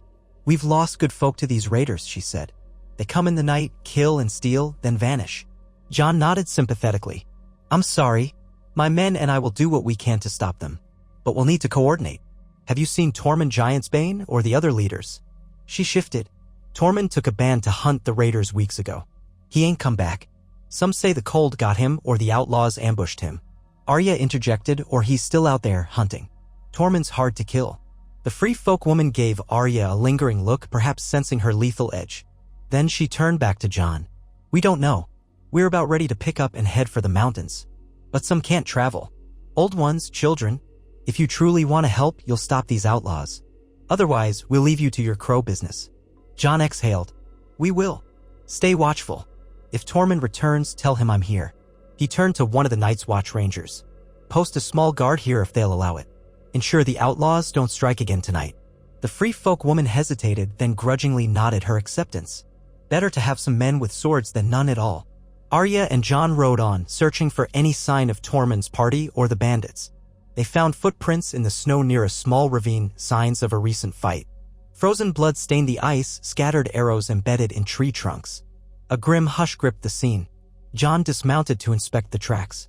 They trailed off into deeper woods, but even that gave him a direction. They pressed into the dense pines, every sense alert. The cold was punishing. More than once, Arya spotted a faint shape darting among the trees, possibly a scout, possibly a frightened animal. Finally, near dusk, they stumbled on a hidden clearing where a ragtag camp huddled. Smoke from a half-dead fire curled into the sky, and gaunt figures crouched around it. Jon signaled for silence, creeping closer. He saw a mix of scruffy beards, patched cloaks, outlaws by the look of them. One wore bits of Lannister armor. Another had an Ironborn tattoo on his neck. Arya slipped from her horse, silent as a wraith, ghosting through the snow to flank the camp from behind. Jon gave the watchers a hand signal, instructing them to circle around. They wanted to capture these men, not slaughter them. But outlaws were rarely docile. One, standing to relieve himself, suddenly spotted a shape in the trees and shouted. Weapons were raised. The outlaws scrambled, some darting for the darkness, others grabbing bows. Jon lunged forward, shouting, "Lay down your arms. We're here on the king's business." But that only drew curses. An arrow whizzed past Jon, missing him by inches. Northern soldiers charged with shields raised. A chaotic melee erupted. Arya struck from the flank, her sword flashing in the dying light. She hamstrung one outlaw, disarmed another with a precise slash. Jon parried a crude axe swing, then slammed the pommel of Longclaw against the attacker's head, dropping him. The fight was swift but vicious. In the end, a handful of outlaws lay dead or bleeding, and 4 were subdued, forced to their knees in the snow. Panting white clouds, Jon assessed them. "Where's your leader?" he demanded, noticing that some had fled, leaving these behind. The men glared sullenly, but one spat blood and answered, "Gone. We split weeks ago. Some went deeper north. Some went to the mountains. Why attack the free folk?" Jon growled. "They have little enough to survive." The outlaw sneered, his eyes wild with desperation. "They had food. We needed it. Did you kill Tormund Giantsbane and his band?" Arya asked, stepping forward, blade still in hand. Her face was impassive, but her voice brooked no evasion. The outlaw shrugged, licking blood from his lip. "We fought some wildlings. Killed most. Might have been him. Who knows? We left their bodies in the snow." Anger flared in Jon's chest. "You can't go on killing. If you lay down arms, we might spare you. If not," his gaze flicked to Arya, who made no move to hide her readiness to dispatch them. The outlaws exchanged fearful looks. Survival instincts warred with bravado.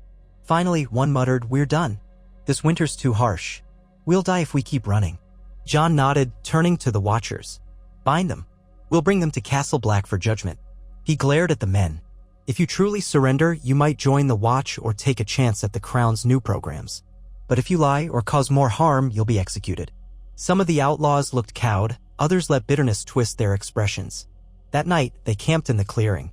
The Watchers kept a close eye on the captives.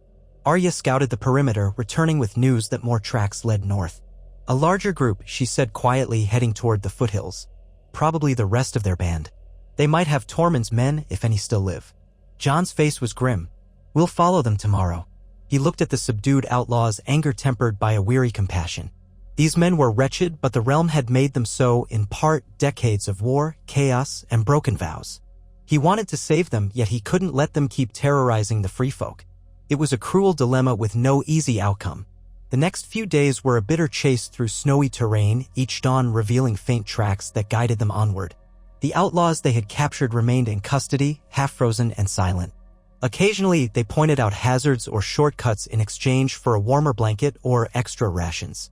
The Watchers, while distrustful, knew these men were worth more alive than dead if they provided information that could stop the rest.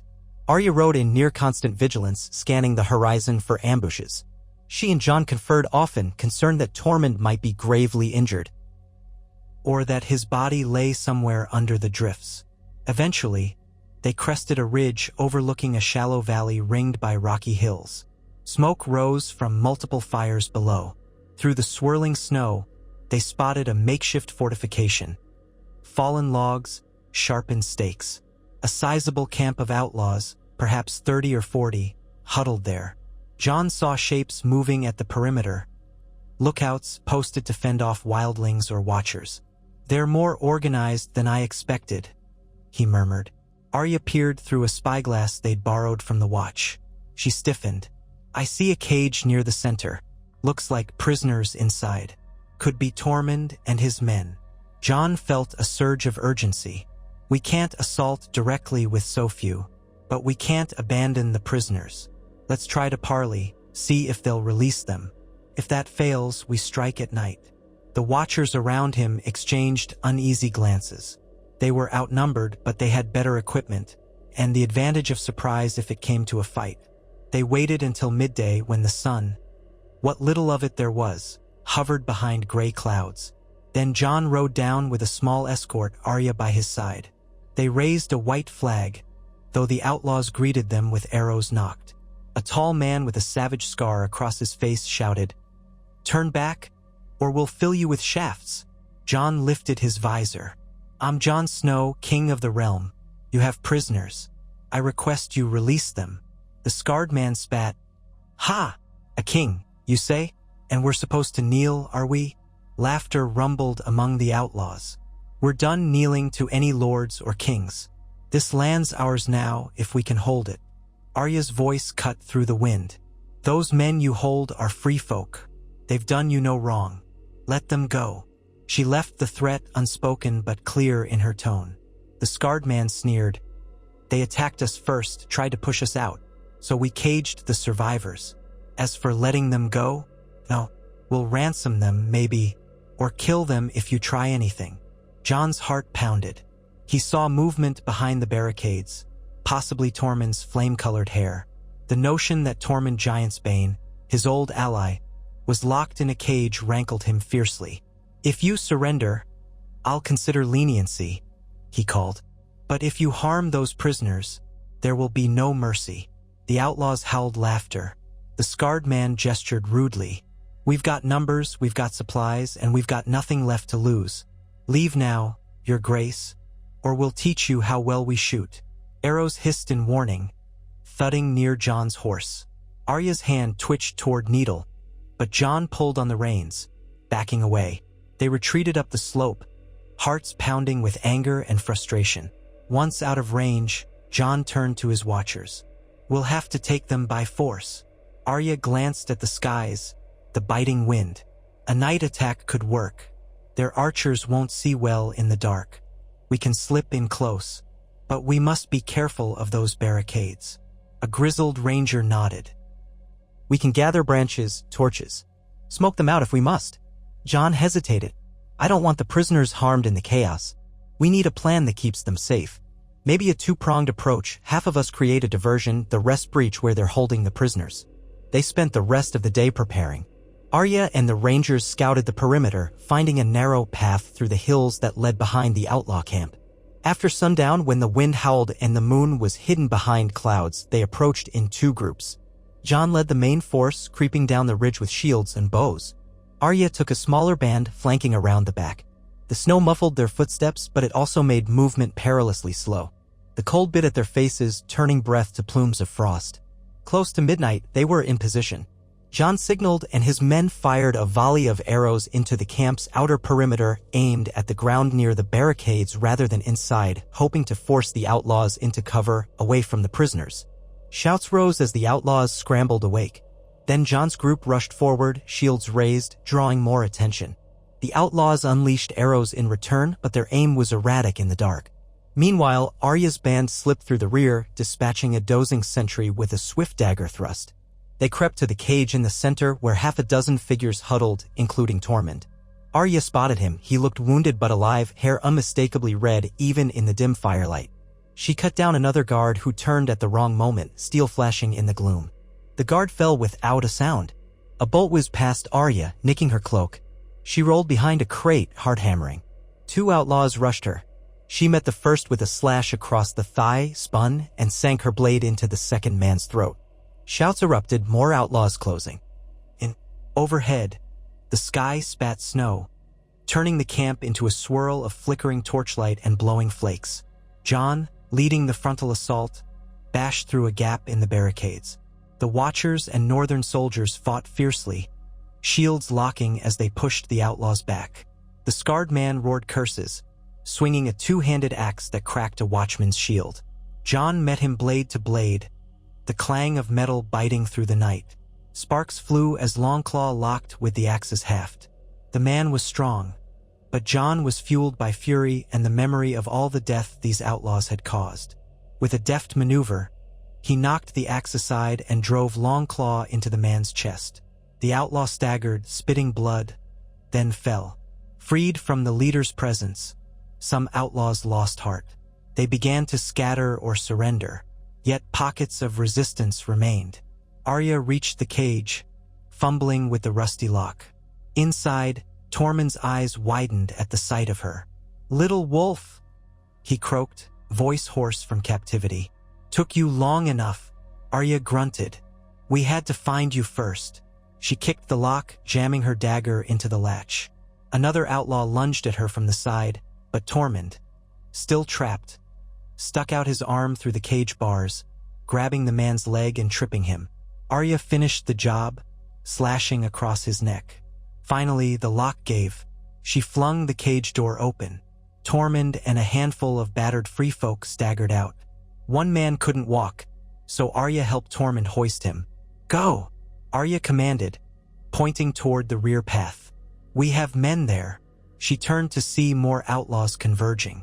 Tormund, half-starved but still formidable, grabbed a fallen sword and roared, meeting them head-on. Arya joined him, the two cutting a path through the startled bandits. When one arrow grazed Tormund's shoulder, Arya swiftly threw a knife at the archer, hitting him square in the chest. The man dropped. On the other side of the camp, Jon's shield wall advanced, capturing or killing outlaws who refused to yield. Finally, the fighting died down, the last scattered men either surrendering or fleeing into the dark woods. The Watchers stomped out small fires in the camp, while northern soldiers herded prisoners to a central area. Jon, panting, found Arya and Tormund near the cage. Relief bloomed on his face as he saw his old friend alive. "Tormund," he breathed, clasping his arm. "Are you all right?" Tormund barked a humorless laugh. "Better now. These cowards jumped us, killed some of my people. We tried to fight, but they were too many." He grimaced, cradling his wounded side. "Couldn't eat, couldn't sleep.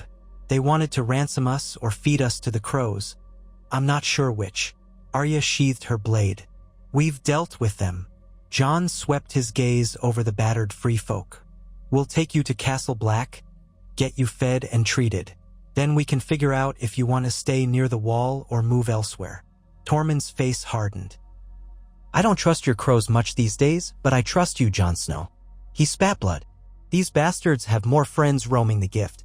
We'll need to clear them out before winter ends." Jon nodded. "We will. I promise." The night ended with a somber victory. Dozens of outlaws lay dead or captured, Tormund and his survivors freed.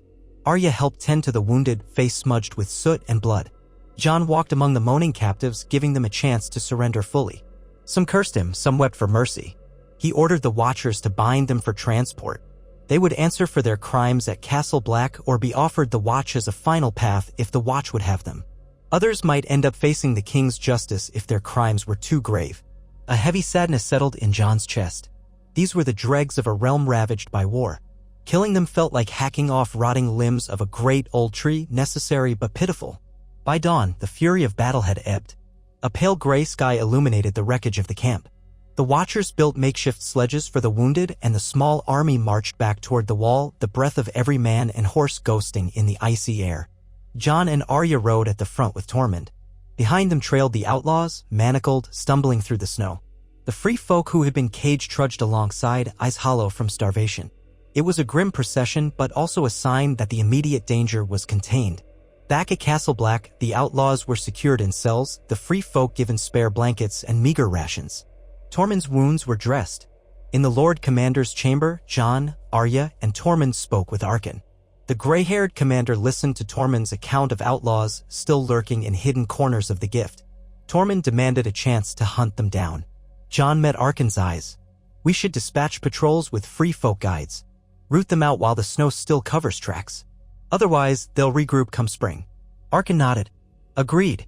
We'll do what we must, though our numbers are few." Jon turned to Tormund. "Will your people help us?" Tormund wiped blood from his beard.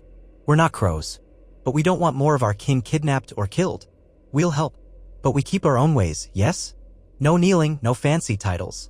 Jon managed a smile. I asked for no kneeling. Just cooperation. Tormund snorted. You always were the strangest crow. Arya let a faint smirk tug at her lips. The tension in the room eased somewhat. They had a path forward, an uneasy alliance between the Night's Watch and the Free Folk to expel the remaining outlaws. It would take weeks, maybe months, of patrols in this harsh winter. But it was better than letting chaos reign. Jon spent the subsequent days coordinating the operation, sending out small squads of Watchers and Free Folk warriors. Arya accompanied some of these forays, using her stealth to surprise outlaw pockets. Tormund, though weakened, insisted on leading a band himself. Gradually, they corralled or defeated the scattered groups of brigands. Castle Black became a holding pen for captured men, each awaiting judgment. Some did choose the black of the watch rather than the certainty of the headsman's axe. Others spat at the offer, ending their days beneath a swift sword. It was grim, relentless work, but day by day the gift stabilized. Word spread among the Free Folk that Jon Snow had returned to keep his promise of safety. Their gratitude was cautious. Some remembered bitterly how Southern kings had always betrayed them. But for many, Jon's actions spoke louder than ancient grudges. The Watchers credited Arya's deadly skill as much as Jon's leadership. Stories circulated of the wolf hand slicing through ambushes, slipping through the night to strike down ringleaders. She gained a fierce reputation among the Free Folk, some of whom called her the she-wolf with many eyes, referencing rumors of her uncanny awareness. Arya paid little mind to titles. She was there to ensure Jon's safety and help bring order. Still, she caught more than one wildling giving her a respectful nod of acknowledgement. When the major threat was finally contained, Jon and Arya gathered in the courtyard of Castle Black, the wind whipping their cloaks. Tormund approached, bandages visible under his furs. You did good, Jon Snow, he admitted begrudgingly. My people can breathe easier now. You'll be heading back south, I reckon. Jon glanced at Arya. They both felt the tug of their responsibilities in King's Landing. Soon, Jon said. I need to make sure the watch is stable first. And I'd like to speak with the Free Folk about how they'll fare through winter. Maybe we can arrange some supply shipments. Tormund rolled his eyes good-naturedly. Always trying to feed us, are you? We can hunt, you know. Jon offered a small grin. I know. But there's no shame in accepting help, especially in times like these. Tormund clapped him on the shoulder, nearly knocking him off balance. Generous crow. But if you must go, do it soon. Winter's not getting any warmer. A few days later, the path was clear. The Night's Watch had reorganized under Arken's leadership, aided by a handful of reformed outlaws who'd sworn new vows. The Free Folk were scattered but secure, some retreating into the mountains, others staying near farmland. Jon arranged for a small channel of communication, a raven system manned by Watchers who didn't mind dealing with the Free Folk. Tormund, half-grinning, said he'd visit Winterfell if the snows allowed, maybe share a horn of ale with Sansa if she don't mind the stink of a wildling. At last, Jon and Arya decided it was time to return south. They left a small contingent of northern soldiers to help the Watch finish clearing out any remaining brigands. Then they said their goodbyes and rode away from Castle Black, hearts heavy but steadied by the knowledge that the immediate crisis had been averted.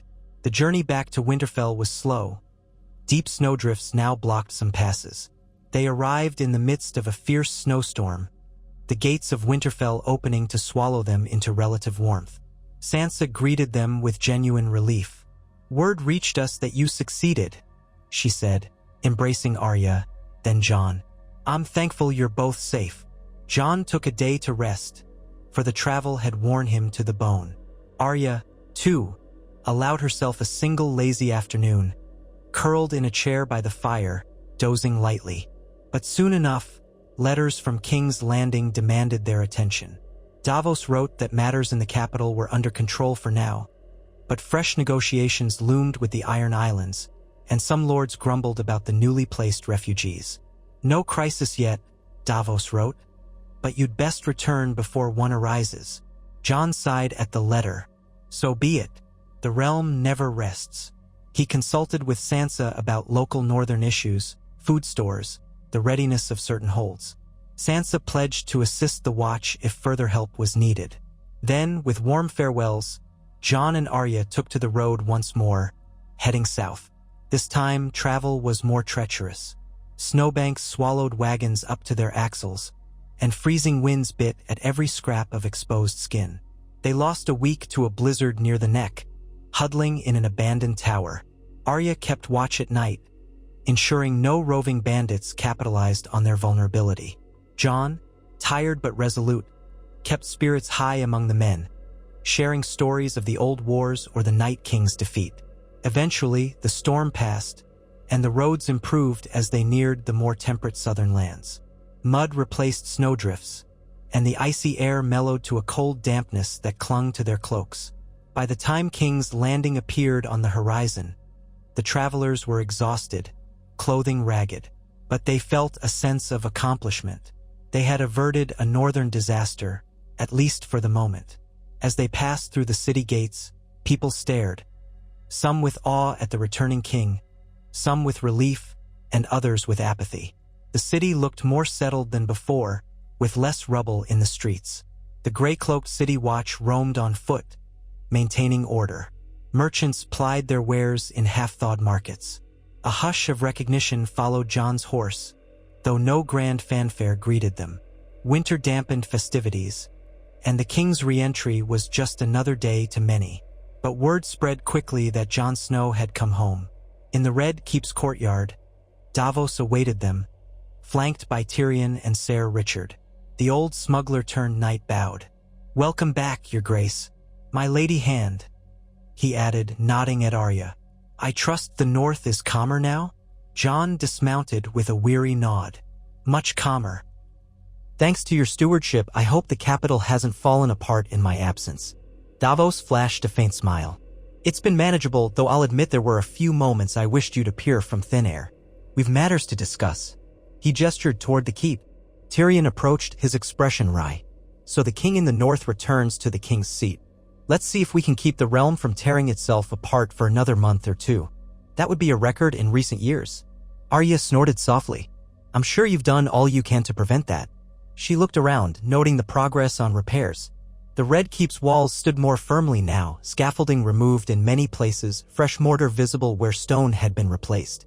The signs of Daenerys's final assault still lingered in scorch marks and half-melted ramparts, but the city was undeniably on the mend.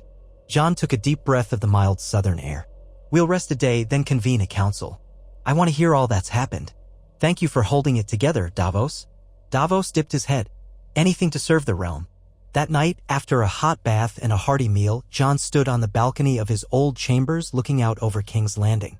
Snow flurries were rare here now. The city mostly endured cold rain, which pattered on rooftops, washing away ash and dust.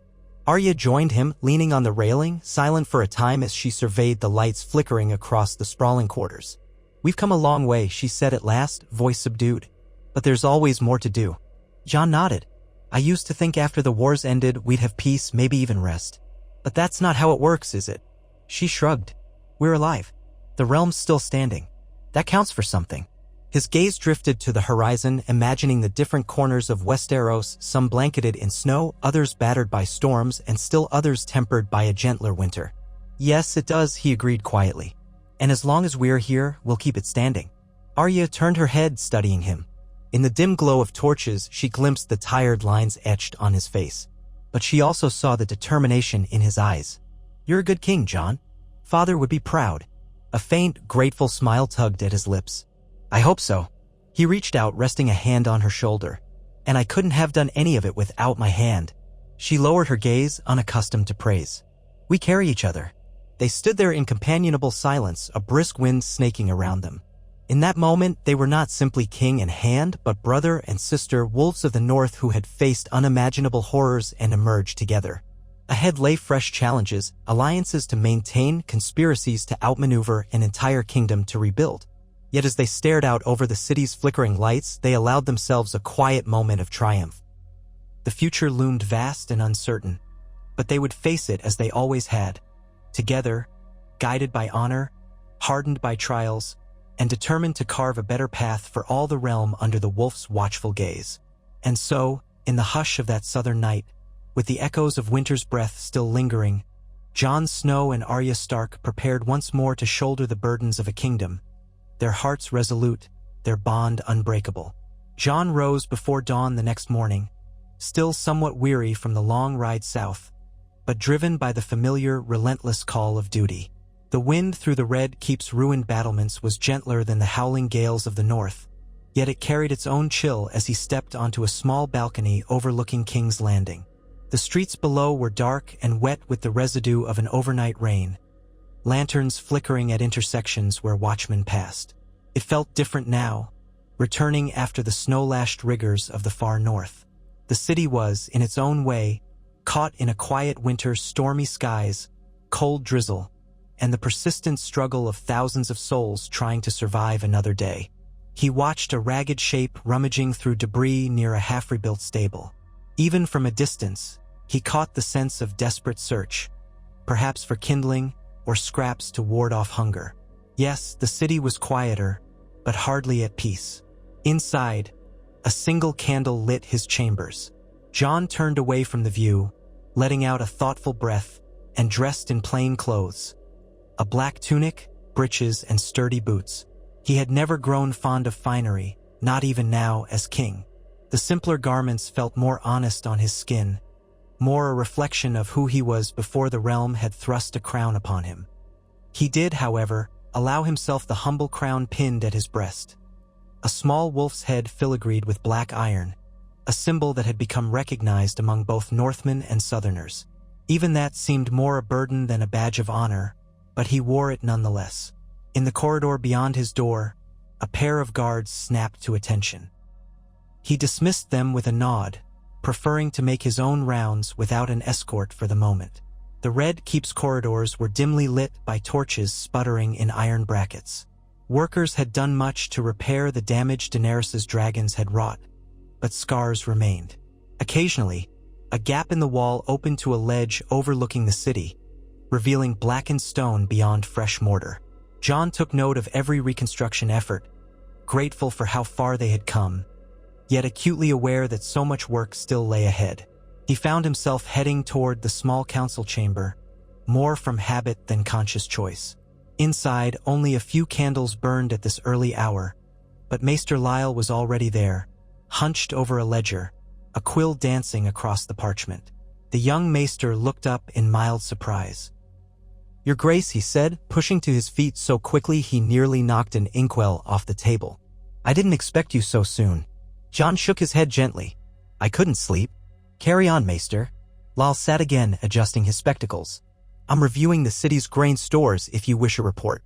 Ser Davos and Lord Tyrion have reorganized quite a bit in your absence. We've had some success in encouraging new trade, especially from Dorne and the Reach. It's helped us sustain the influx of people who arrived under the resettlement plan." Jon approached, scanning the neat columns of figures.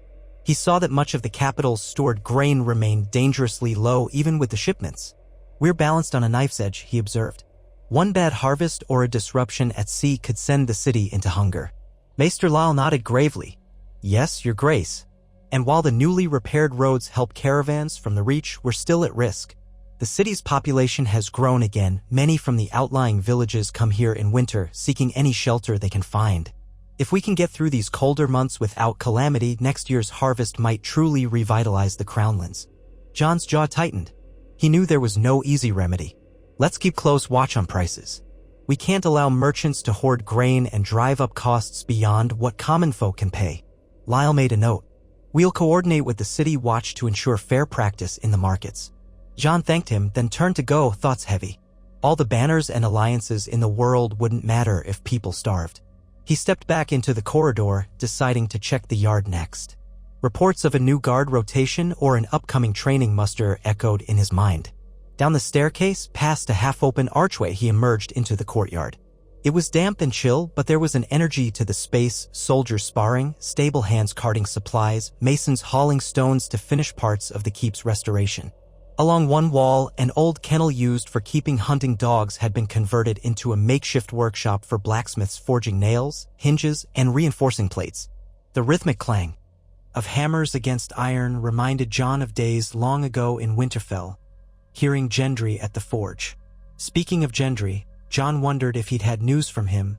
Lord Baratheon, now overseeing Storm's End, was supposed to send word regarding the storms that battered the coast. Another worry for a realm perpetually battered by crises, Jon thought. His musings ended as he saw Arya crossing the yard in a purposeful stride, cloak drawn tight. She looked as though she'd been out since dawn as well, perhaps hunting rumors or patrolling the city. Despite her height and the lethal air about her, she still seemed almost weightless in the way she moved, as though her body floated an inch above the paving stones. A few men turned to watch her pass, not out of desire, but out of a certain wary respect. The Wolf Hand's reputation had only grown during Jon's absence. They met at the center of the courtyard, near a pile of new lumber that smelled of freshly cut pine. Arya inclined her head in greeting. "You're up early." Jon nodded. Sleep wasn't coming easily. "Thought I'd get ahead of the day." He paused, eyeing her. "You've been out." Arya's expression was neutral. "I visited Flea Bottom before dawn. I wanted to see how the resettled refugees are faring. Some have started small businesses, food stalls, seamstress shops. They're scraping by. But I also saw a few troublemakers lurking in the alleys, likely trying to prey on anyone who's new to the city. Men who exploit desperation," Jon said softly. "Yes," Arya replied. "I've already passed word to the Watch. They'll do a sweep. We can't stamp out crime entirely, but we can make it too risky for them to operate openly." Jon felt gratitude mix with relief. "Good. Thank you. The realm owes you much." She shrugged, used to deflecting praise. "We do what we must." They lingered in silence, watching the swirl of activity. A pair of stable hands shuffled by, leading horses loaded with sacks of grain for distribution in the city. The animals snorted plumes of steam in the chill. Jon and Arya both had a moment of recollection, thinking of the lines of wagons in the north, or the caravans to Dorne, or those freezing nights in the Gift. Every corner of Westeros was locked in a desperate scramble to endure winter, each region shaped by its own mixture of resources and crises. Tyrion's voice cut across the courtyard. "Your Grace, my Lady Hand," he greeted, weaving past a stack of barrels. He wore a thick cloak with the Lannister lion barely visible on a tattered patch, though he rarely claimed that sigil openly anymore. A pin shaped like a small dragon had once adorned his chest when he served Daenerys.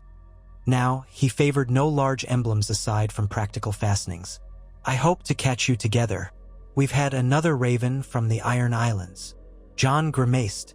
"Yara Greyjoy?" Tyrion nodded. "She says she's contained most of the reaving, but a few captains remain rebellious, raiding in secret. She suggests further mutual naval patrols to curb this unpleasantness. In exchange, she wants additional trading privileges in King's Landing and Old Town. Fewer tariffs on iron exports, that sort of thing." Arya's eyes narrowed slightly.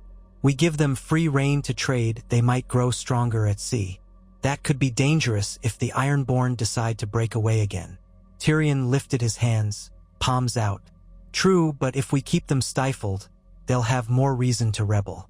Yara claims she can keep her people in line as long as the Iron Islands profit from honest commerce. If we refuse, the rebellious captains will continue to plunder, especially while we're occupied with winter's hardships." Jon exhaled. "We already have so many uncertain alliances, but we can't fight the Ironborn on the seas if we're busy feeding half the realm. We'll need a balanced approach, maybe partial tariff reductions, contingent on Yara delivering specific captains for punishment, or having them swear an oath to the crown." Tyrion gave a small bow. "I'll draft the terms and present them to you. Then, if Yara agrees, we can begin joint naval patrols. Though it means allocating some resources to the royal fleet, which is still being rebuilt. We'll have to discuss funding." Arya folded her arms. "We can't ignore it. Otherwise, the raids will keep biting at our trade routes." Jon nodded. "Let's proceed. Bring it to the council." Tyrion agreed and turned to go, but paused. "There is another matter, one that's more sensitive. The faith." Jon rubbed the bridge of his nose. "What have they done this time?" Tyrion cleared his throat. "The High Septon has been preaching a series of sermons in which he delicately implies that a king who usurped a dragon queen bears the burden of proving his moral right to the throne through unwavering acts of piety. He's not naming you outright, but the references are clear enough. He's also been encouraging the idea that the faith militant could be revived in a more benign form, helping keep the peace, or so he claims. Arya's lips tightened. Didn't we learn our lesson about arming zealots under the High Sparrow? We did, Tyrion agreed. But fear and desperation can make people yearn for spiritual comfort. And the city's still haunted by the memory of Dragonfire. The Faith sees an opening to expand its influence. Perhaps they sense we're distracted by 100 other problems. Jon looked to Arya. He'd always had a complicated relationship with the Faith of the Seven, never fully adopting it or rejecting it. He had been raised with the old gods of the North, though he was hardly devout in any dogmatic sense. Now, as king, he needed to manage the official religion that most of Westeros followed. We can't let them gain paramilitary power. But if we openly oppose the Faith's growth, we risk looking like tyrants. I won't persecute them for worship. Arya was direct. We contain it. Make sure the Faith can't rally large militias. We keep them to charitable acts and worship. They step beyond that, we step in. Diplomacy, for now, Tyrion suggested. Maybe a private meeting with the High Septon to clarify boundaries. Though from what I know of him, he's shrewder than his predecessors, less apt to provoke a direct fight, more likely to gather influence quietly. Jon sighed. Schedule a meeting. I'll speak with him. We must avoid turning the city into another battleground of faith. Tyrion dipped his head and took his leave. Jon and Arya exchanged a long look, a shared sense of weariness passing between them. The kingdom offered no reprieve, only a new list of pressing fires to extinguish. Still, they would meet every challenge, they had sworn as much. At midday, the small council assembled in the same chamber where Maester Lyle worked, now fully lit by torches and candles. Ser Davos sat to one side, hands folded on the table. Maester Lyle, Tyrion, and a few knights representing the newly formed City Watch leadership rounded out the meeting. Jon and Arya took their usual seats, Jon at the head, Arya at his right, in the plain black chair that served as the hand's seat. They began with logistical updates. The roads connecting King's Landing to Rosby and Duskendale were nearly cleared of debris, enabling better food shipments. Fleets from the Reach had successfully docked in the capital, bringing salted fish and grains. Davos mentioned that trade with Bravos was slowly recovering, though the Iron Bank remained cautious, still evaluating the realm's credit after the chaos of recent years. Jon took it all in, issuing a few instructions for prudent spending. Then Tyrion raised the subject of the Iron Islands, recapping Yara's proposals. Jon offered his suggestion about partial tariff reduction contingent on Yara reigning in the rebellious captains. The council concurred that was preferable to risking a new maritime war. With a plan tentatively agreed upon, they moved on to the Faith. Tyrion repeated his earlier summary, adding details about where the High Septon wanted to build new septs in underprivileged neighborhoods. Davos, though pious in his own quiet way, expressed concern that the Faith would claim undue authority if it gained too many seats of power within the city. Is there a way to collaborate without letting them establish a militant order? Davos asked, Brownnet. Maybe some arrangement where they can feed the poor but remain unarmed? Jon leaned back in his chair, considering. We should invite the High Septon to an audience. Offer crown support for charitable efforts, soup kitchens, shelters, but make it clear we do not sanction any armed sect. The gold cloaks can guard septs if security is a concern. Arya spoke up. We also need to emphasize that law is the crown's domain. No separate faith courts. No self-appointed zealots punishing sinners. If they want to help the needy, good. If they want a private army, no. The council agreed. Tyrion would arrange a formal meeting within the week. With that resolved, or at least tabled, they discussed lesser points. The Night Soil Collectors Guild wanting higher pay, the question of redesigning certain sections of the city wall that had been destroyed, a petition from merchants in Pentos seeking new trade licenses. The realm's burdens marched on, and Jon's signature or denial was required at nearly every turn. Eventually, as dusk began to fall outside, the meeting concluded. Davos offered a small, tired smile. Not bad for a day's work, Your Grace.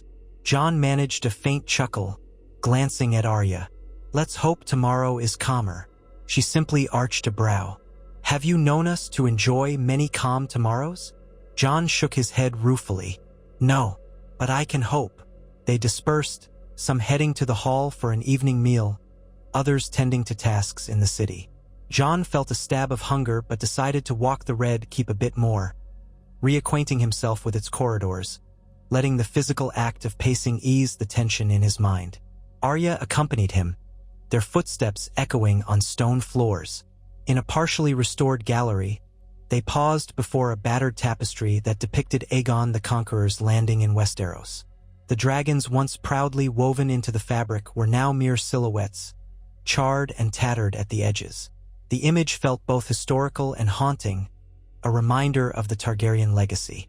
Jon studied it, remembering how Daenerys once seemed an echo of that grand conquest, until everything had burned.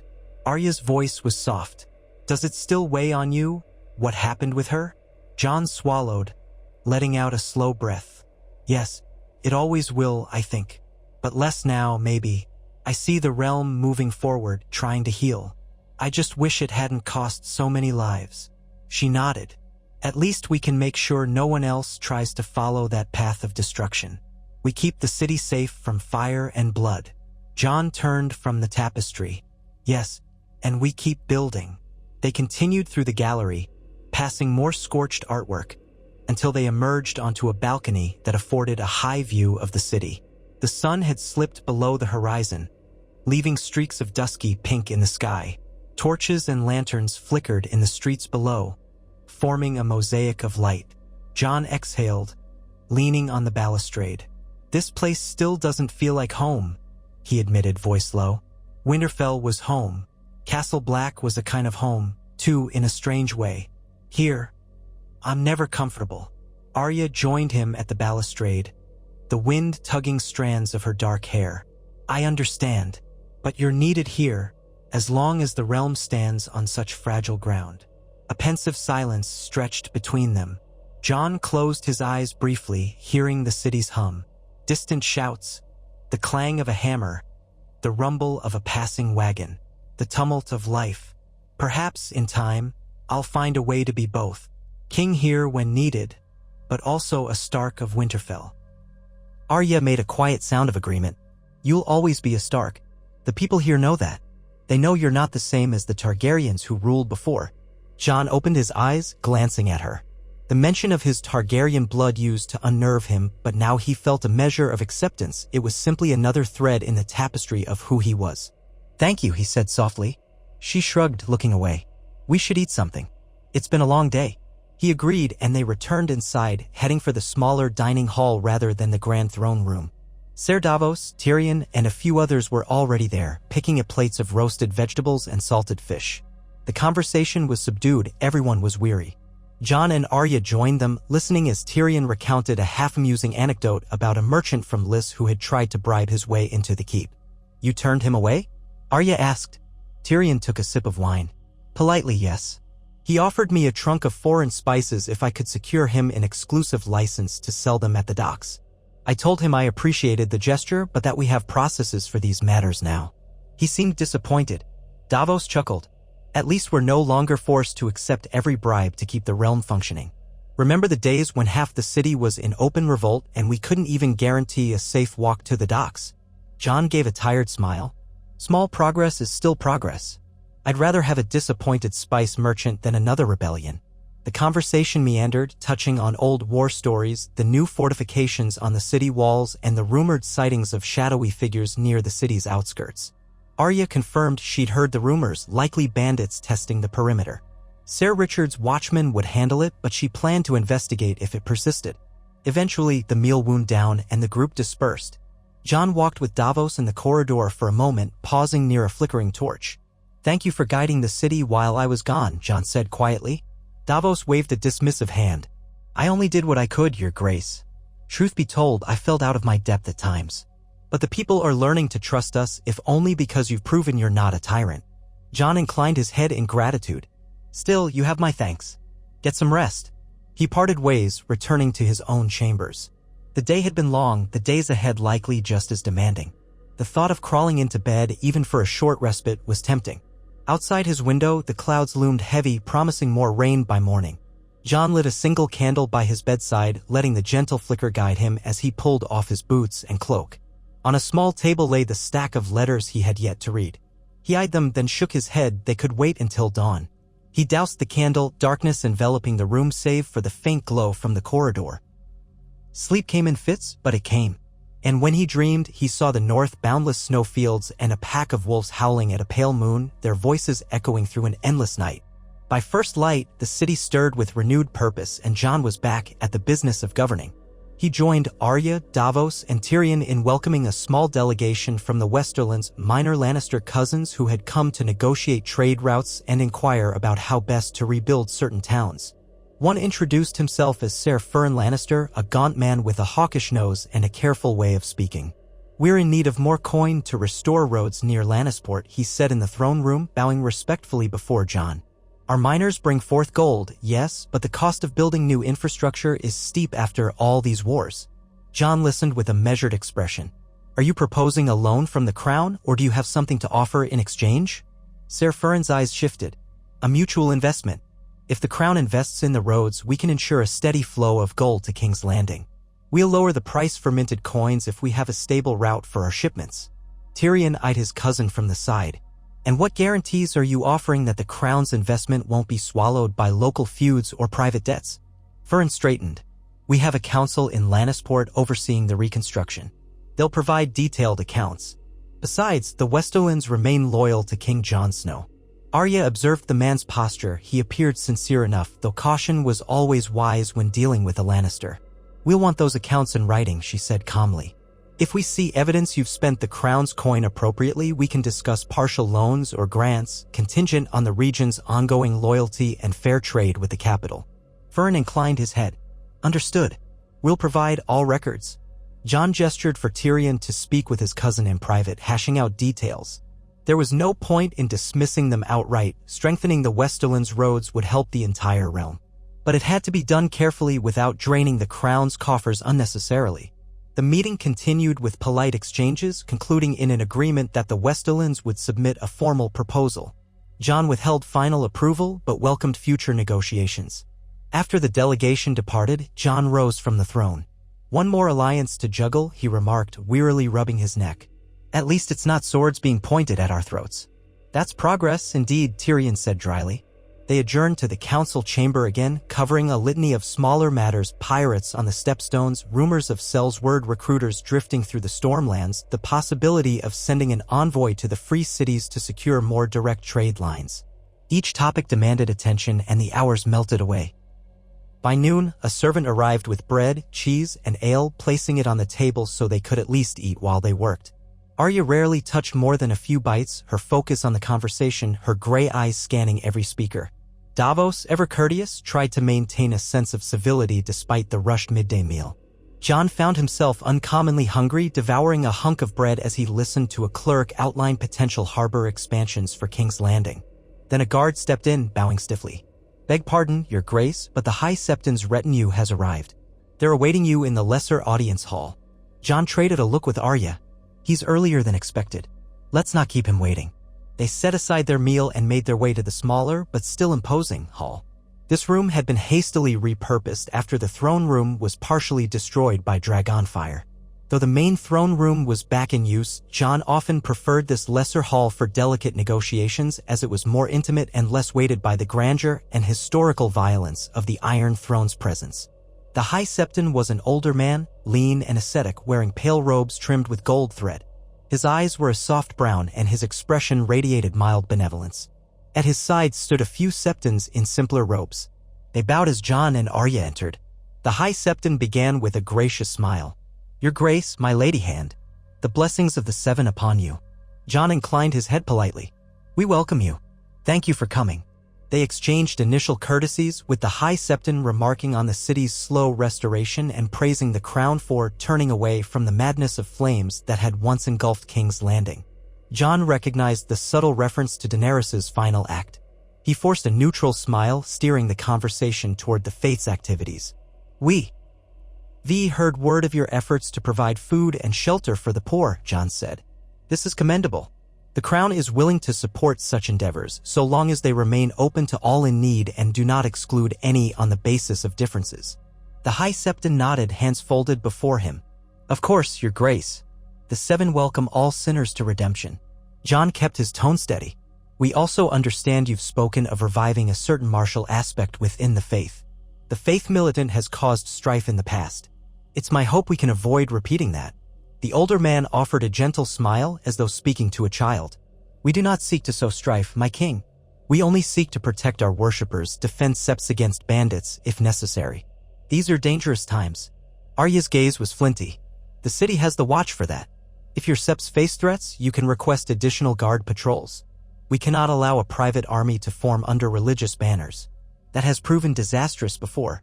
The High Septon's lips curved in a faint, patient grin. Ah, my lady hand, you speak from caution, and I respect that. But do remember that the small folk often feel more trust in the men of the cloth than men of arms. They see us as spiritual guides, whereas the watch, to some, still represents the crown's worldly power. Jon's voice grew firmer. That may be, but unity is paramount. If men of faith wear arms, it can become a rival authority. We cannot risk that. We can discuss smaller measures, perhaps an unarmed guard for septs. But any notion of a new faith militant with swords and staves is off the table. The High Septon's expression flickered, though he maintained a veneer of calm. We have no wish to rival the crown, only to ensure safety and moral guidance. But I take your point. We shall proceed carefully. Might the crown offer more resources for the septs then, so we do not feel the need to arm ourselves? Jon recognized the ploy. The faith wanted leverage. They'd either push for their own armed contingent or seek increased support from the royal treasury. Either route increased their influence. Arya, too, saw the trap. She spoke up, voice measured. We can offer limited financial assistance, purely for charitable works. We'll keep watch to ensure it's spent on bread and bedding, not armor. The old man chuckled softly, as though amused. Certainly, my lady. I see the rumors of your sharpness are well-founded. Arya did not reply, her expression impassive. Jon took a small step forward, wanting to end the dance of words. Let's set the terms plainly. The crown will assist in funding charitable sept services for the poor, grain, clothing, shelter. The faith will refrain from forming any militant order beyond a handful of personal sept protectors who are not permitted to expand or patrol outside sept grounds. Additionally, the faith will not impose separate laws or punishments upon worshippers. That remains the crown's prerogative. If you can agree to these conditions, we can move forward in good faith. The High Septon tilted his head as though pondering a philosophical riddle. Your Grace, I see your sincerity. The faith is not blind to the compassion you've shown, nor the efforts to rebuild. Very well. We accept these terms, though I do ask that we be allowed to hold gatherings for moral discipline, teaching the people virtue. We do not intend to enact punishments, but we will preach strongly against vice and sin. Jon managed a faint smile. Preach as you wish, so long as it does not incite violence or undermine the law. A silent tension hovered. The High Septon bowed. I trust the Seven will guide us both in preserving peace. We shall abide by your laws so long as they do not force the faith to compromise its conscience. Jon and Arya exchanged a look at that subtle qualifier. Compromise its conscience could be twisted 100 ways. Yet for the moment, it was likely the best deal they could manage. The meeting concluded with polite farewells and vague blessings, the Septons departing in a swirl of robes. Once they were gone, Arya let out a slow exhale. That man is dangerous in his own quiet way. Jon massaged his temples. He is. But as long as we keep him in check, maybe we can avoid open confrontation. We need the stability. Another religious uprising could tear the city apart. They left the hall, heading down a corridor that led outside.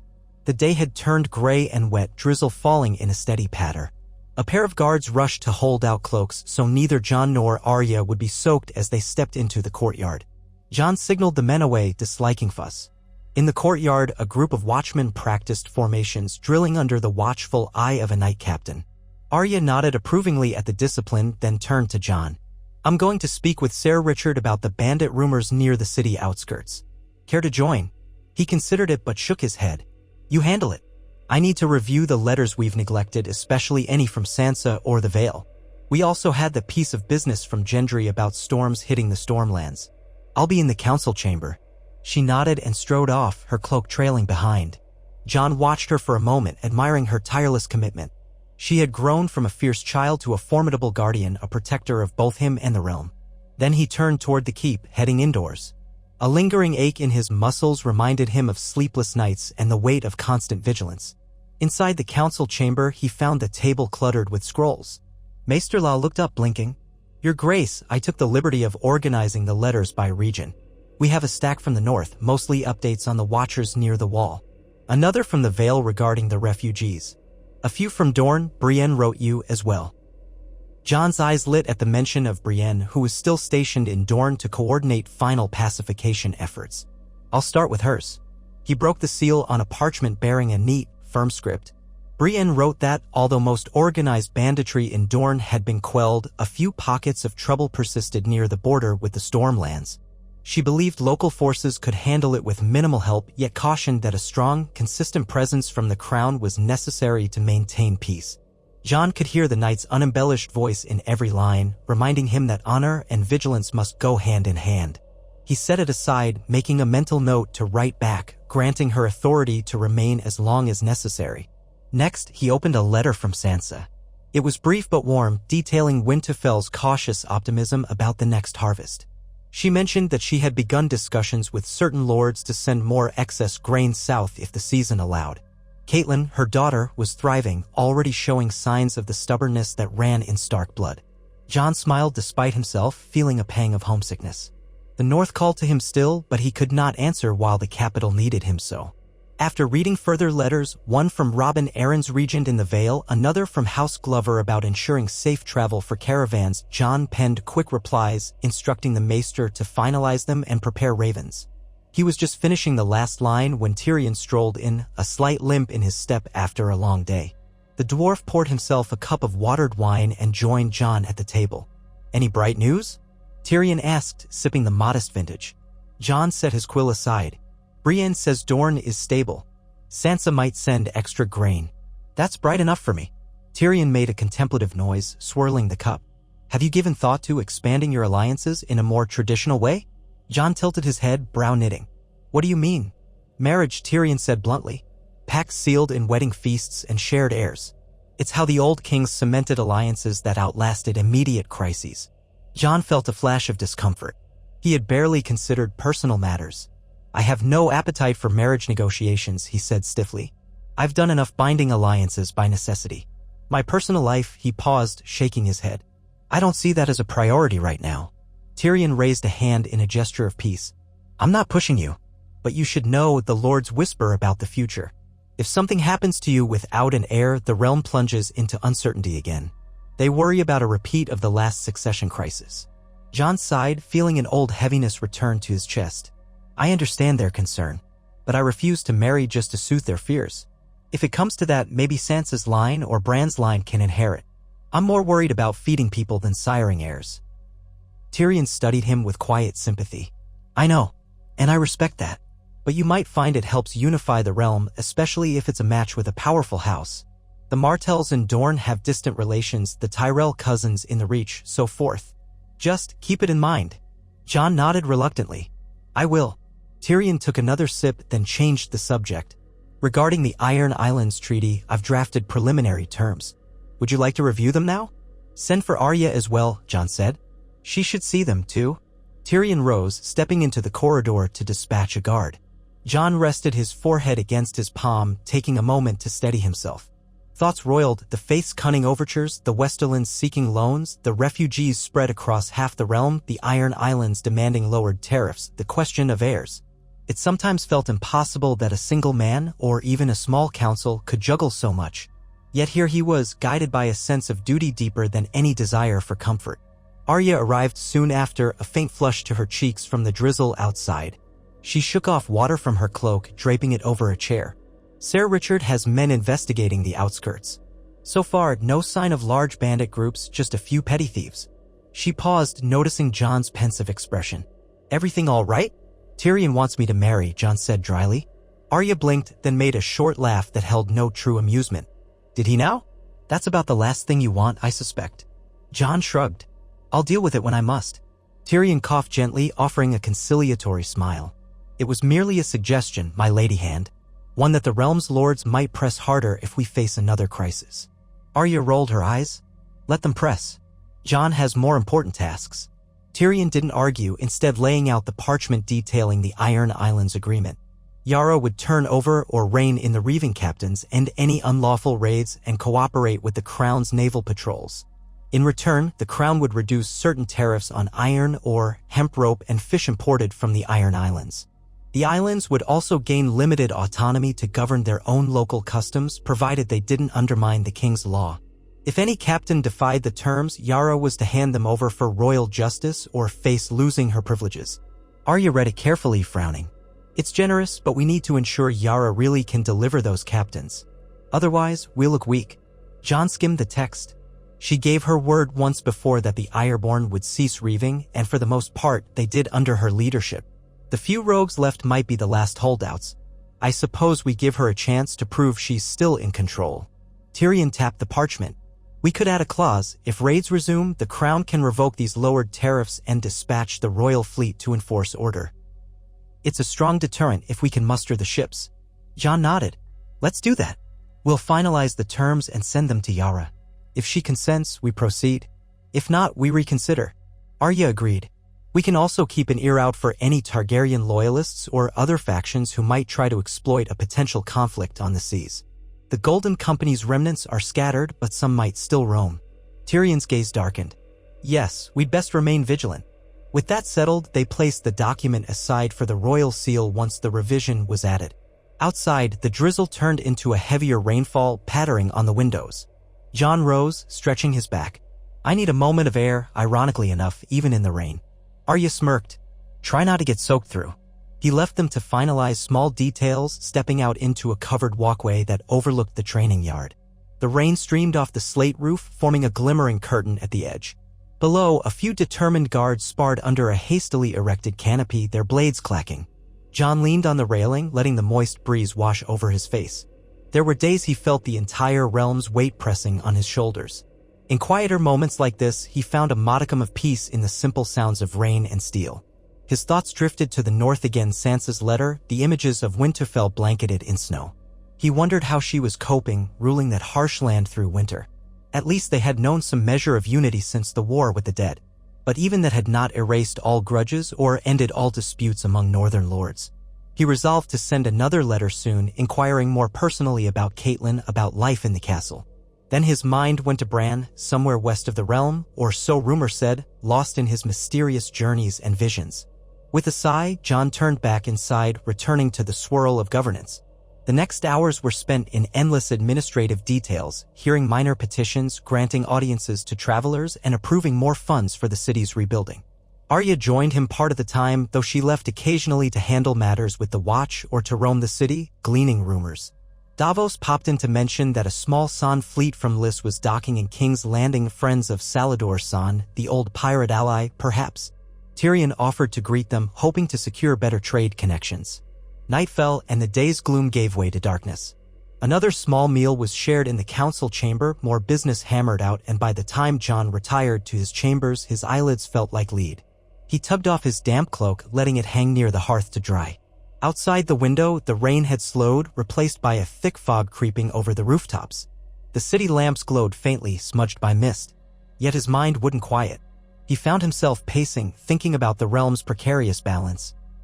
Finally, he lit a single candle and pulled out parchment to write that letter to Sansa. Just a few lines to let her know he was well, that the capital was holding, and that he longed to see Winterfell again once the kingdom was stable. He signed it simply, "Your brother, Jon." When at last he collapsed onto the bed, sleep claimed him in a wave of exhaustion. No vivid dreams came, only the dark, deep rest of someone who had pushed mind and body to their limits. The next morning dawned with a gray sky and a pale, watery sun. Jon rose to find Tyrion waiting with news that Yara had responded swiftly. Apparently, a raven had arrived at first light. She accepted the terms with minimal changes, pledging to hunt down any holdouts among the Ironborn who refused her leadership. Jon exhaled a sigh of relief. One more potential spark of chaos seemed contained, at least for now. Soon after, Ser Davos reported that the Lysine traders had arrived and were asking to speak with the king about possible exchanges of goods for coin or local products. They have exotic spices, cloth, and some rumored glassware, Davos said.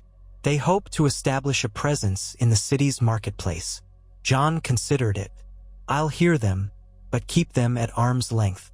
We don't want to flood the market with luxury goods when people need staples. So it was that Jon found himself in a well-lit side hall, meeting a trio of foreign merchants dressed in flamboyant silks. Their spokesman, a portly man with a neatly trimmed beard, introduced himself as Cesaro of Liss, bowing theatrically. "Your Grace, such an honor. We come bearing fine wares. Saffron, myrrh, lace from the summer islands, and more. Liss may be famous for pleasure houses, but we also excel in crafts. Jon nodded politely, though the mention of pleasure houses prompted an inward grimace. Welcome to King's Landing. We're open to trade, but our people need basic goods first: grains, salted meats, building materials. You'd find greater success if you have deals for those. Cesaro smiled, spreading his hands. Of course, we can accommodate. In fact, we have connections in Volantis and Pentos who might bring large shipments of wheat and barley, so long as the city can pay. Tyrion, standing at Jon's side, gave a thin smile. Payment terms would need to be negotiated carefully, good merchant. The realm's coffers aren't overflowing with gold right now. Cesaro chuckled indulgently. All can be arranged for a fair price or a promise of future returns. We understand your realm is rebuilding. Arya stood a step behind, silently assessing them. She sensed no immediate threat, only opportunists seeking to profit from the city's needs. Still, the wrong deal could plunge the crown deeper into debt. Jon asked them to provide a written proposal, detailing prices, interest rates, and the timelines for deliveries. They bowed, departing with flowery thanks, leaving behind a faint scent of exotic perfume. Jon breathed easier once they were gone. We might get cheaper grain from Dorne or the Reach, but having another source could help if the harvest fails. Tyrion agreed. Just be mindful that some deals with Lysine merchants come with hidden clauses. I'll have the maester review the details. Outside, the day brightened enough to cast a thin, pale light over the city. Jon decided to walk the streets personally, an entourage of only a few watchmen accompanying him. Arya joined, naturally, her hood pulled low. They passed through the gates of the Red Keep, moving into the heart of King's Landing. The streets were muddy from the recent rain, but the stench was less overpowering than it once was. Residents peeked out from doorways, some bowing or curtsying awkwardly when they recognized the king. Jon spoke with a few vendors asking about business. A fishmonger complained that the local taxes on stalls were too high. A woman selling candles said she was grateful for the newly rebuilt marketplace roof, which kept her wares dry. Jon made mental notes of each concern, Arya occasionally chiming in with curt questions that cut to the heart of any matter. They ventured into Flea Bottom, the city's poorest quarter, where rickety shacks pressed close together. The smell of cheap ale and unwashed bodies filled the narrow alleys. Mud puddles glistened with who knew what. Yet even here, Jon noticed improvements, makeshift repairs to sagging roofs, watchmen patrolling more regularly, fewer desperate faces than the last time he'd come. A group of children ran by, laughing, one of them brandishing a wooden sword. Jon couldn't help but smile at their resilience. A thin man approached shyly, doffing a ragged cap. Your Grace, thanks for the bread distribution last week. My family would have gone hungry otherwise. Jon placed a hand on the man's shoulder. I'm glad it helped. We're working to ensure more stable supplies. Stay safe. Moving on, they found a SMA. LL Sept that had been set up in what used to be a ruin. It offered bowls of soup and a place to sleep for the homeless. Jon saw a young septin inside, stirring a cauldron of thin broth. The septin looked up, startled by the king's presence, then offered a bow. Arya scanned the room, noticing the row of straw mats where a handful of people rested, some obviously ill. How do you manage supplies? Jon asked gently. The septin replied, donations from those who can spare, Your Grace. And some coin from the faith's coffers. It's never enough, but we do what we can. The people are grateful for the crown's new laws that ensure no one is turned away from these shelters. Arya, arms folded, glanced around. You keep it secure at night? The septin grimaced. We've had a few incidents. Thieves stole blankets once, but the city watch responded quickly when we sent word. Jon nodded, feeling a swell of grim satisfaction. The synergy between the crown's policy and the faith's charity was working, at least in small ways. Continue your service. Let the watch know if you need help. They left, weaving back into the twisting alleys. A drizzle began again, turning the ground slick. Arya led the way, sure-footed. Jon's guards kept a respectful distance, letting him speak to the people directly without crowding. Before long, a commotion arose ahead, shouts and the clash of something metallic. Arya's hand went to her sword. Jon quickened his pace. Rounding a corner, they found two men scuffling outside a cramped tavern, one brandishing a broken bottle, the other a short blade. A small crowd had gathered, some cheering, others fearful. You owe me coin, the man with the bottle snarled. You cheated at dice. Lies, spat the other, lunging with the blade. The bottle wielder stumbled back. Jon stepped forward, calling firmly, "Stop this." One watchman hurried in, trying to separate them. The second man, frantic, slashed wildly, nearly catching the watchman's arm. Arya intervened in a blur, disarming him with a swift strike that sent the blade clattering into the mud. The bottle wielder froze, staring at Arya's lethal stance. Then he gulped, recognizing the king behind her. My lord, I didn't know," he stammered. Jon exhaled, raising a hand. "No harm done, but let's end this. Is it a matter of unpaid gambling debts?" The men nodded sheepishly. Their anger dissipated under the stern gaze of the king and the wolf hand. Jon ordered the watchmen to confiscate the weapons and told the men to take their dispute to the local bailiff if they couldn't settle it peacefully. Arya fixed them both with a steely look. "Next time you try to kill each other over a few coins, remember who rules the city." They slunk away, chastened. The crowd dispersed, some muttering about how surprising it was to see the king in these parts. Jon and Arya continued on, hearts pounding from the brief flare of tension. Arya's expression returned to its usual calm, though she remained hyper-alert. By the time they returned to the Red Keep, the rain had soaked them through. Jon changed into dry clothes, then joined Arya in a smaller sitting room near the keep's southwestern tower. A fire crackled in a modest hearth, warming the space. Arya stood by the flames, arms extended slightly to dry her sleeves. "That was a typical day in Flea Bottom," she observed wryly. "But it seems a bit better than it used to be. People are hungry but not starving, and the watch actually responds when called." Jon nodded, fatigue in his bones. "It's progress. Small steps." They lingered there, letting the warmth chase away the chill. Outside, the downpour intensified, hammering against the tower windows. Shadows danced on the walls, shaped by flickering flames. Jon found a battered chair and sank into it, shoulders slumping. Arya watched him, concern etched in her gaze. "You need rest, Jon. You've been pushing yourself without pause." He managed a faint smile. "I'll rest when I can. But every time I close my eyes, I think of a dozen new worries." She came closer, pulling up a stool. "I remember being younger, how you'd always try to take on everyone's burdens. Even as a boy in Winterfell, you'd carry more firewood than you had to, make sure each stable hand had what they needed. You haven't changed." Jon's face softened at the memory. "I suppose not. Sometimes I wish I could just go north, vanish into the quiet of the snow, live simply." Arya's lips quirked in a wry smile. "And leave me to run this city alone?" He chuckled, though it was tinged with melancholy. "No, I wouldn't do that. But the dream is there." A quiet moment passed, the crackling fire the only sound. Then Arya shifted, eyes distant. "I might wander again someday. After we've set things right. Travel far, see what's west of Westeros like I once planned. But I won't leave until I know you're safe." Jon reached out, clasping her hand.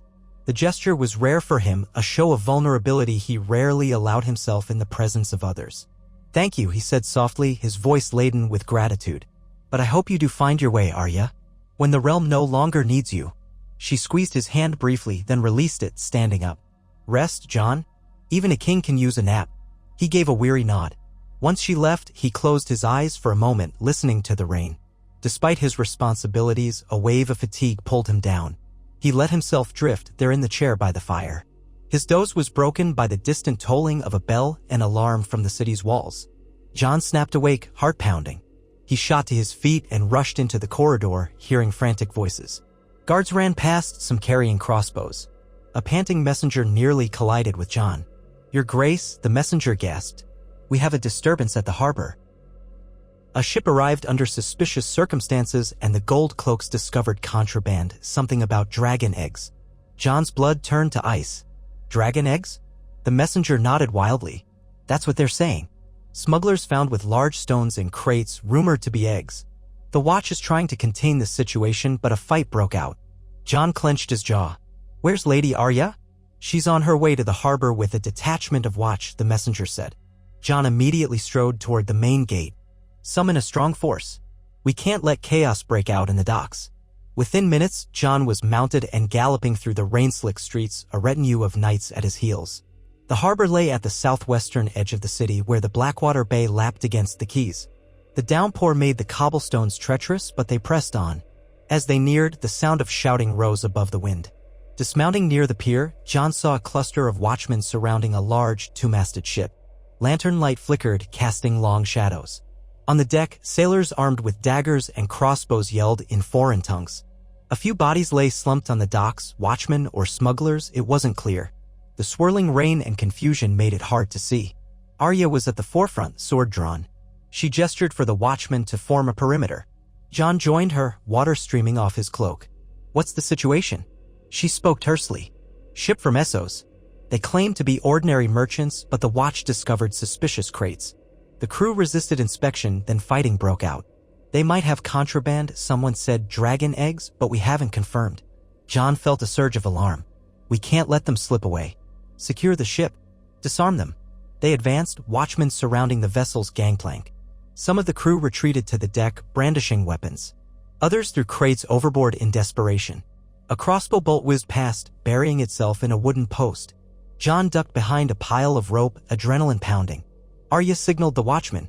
They returned fire with bows, driving the crew away from the railings.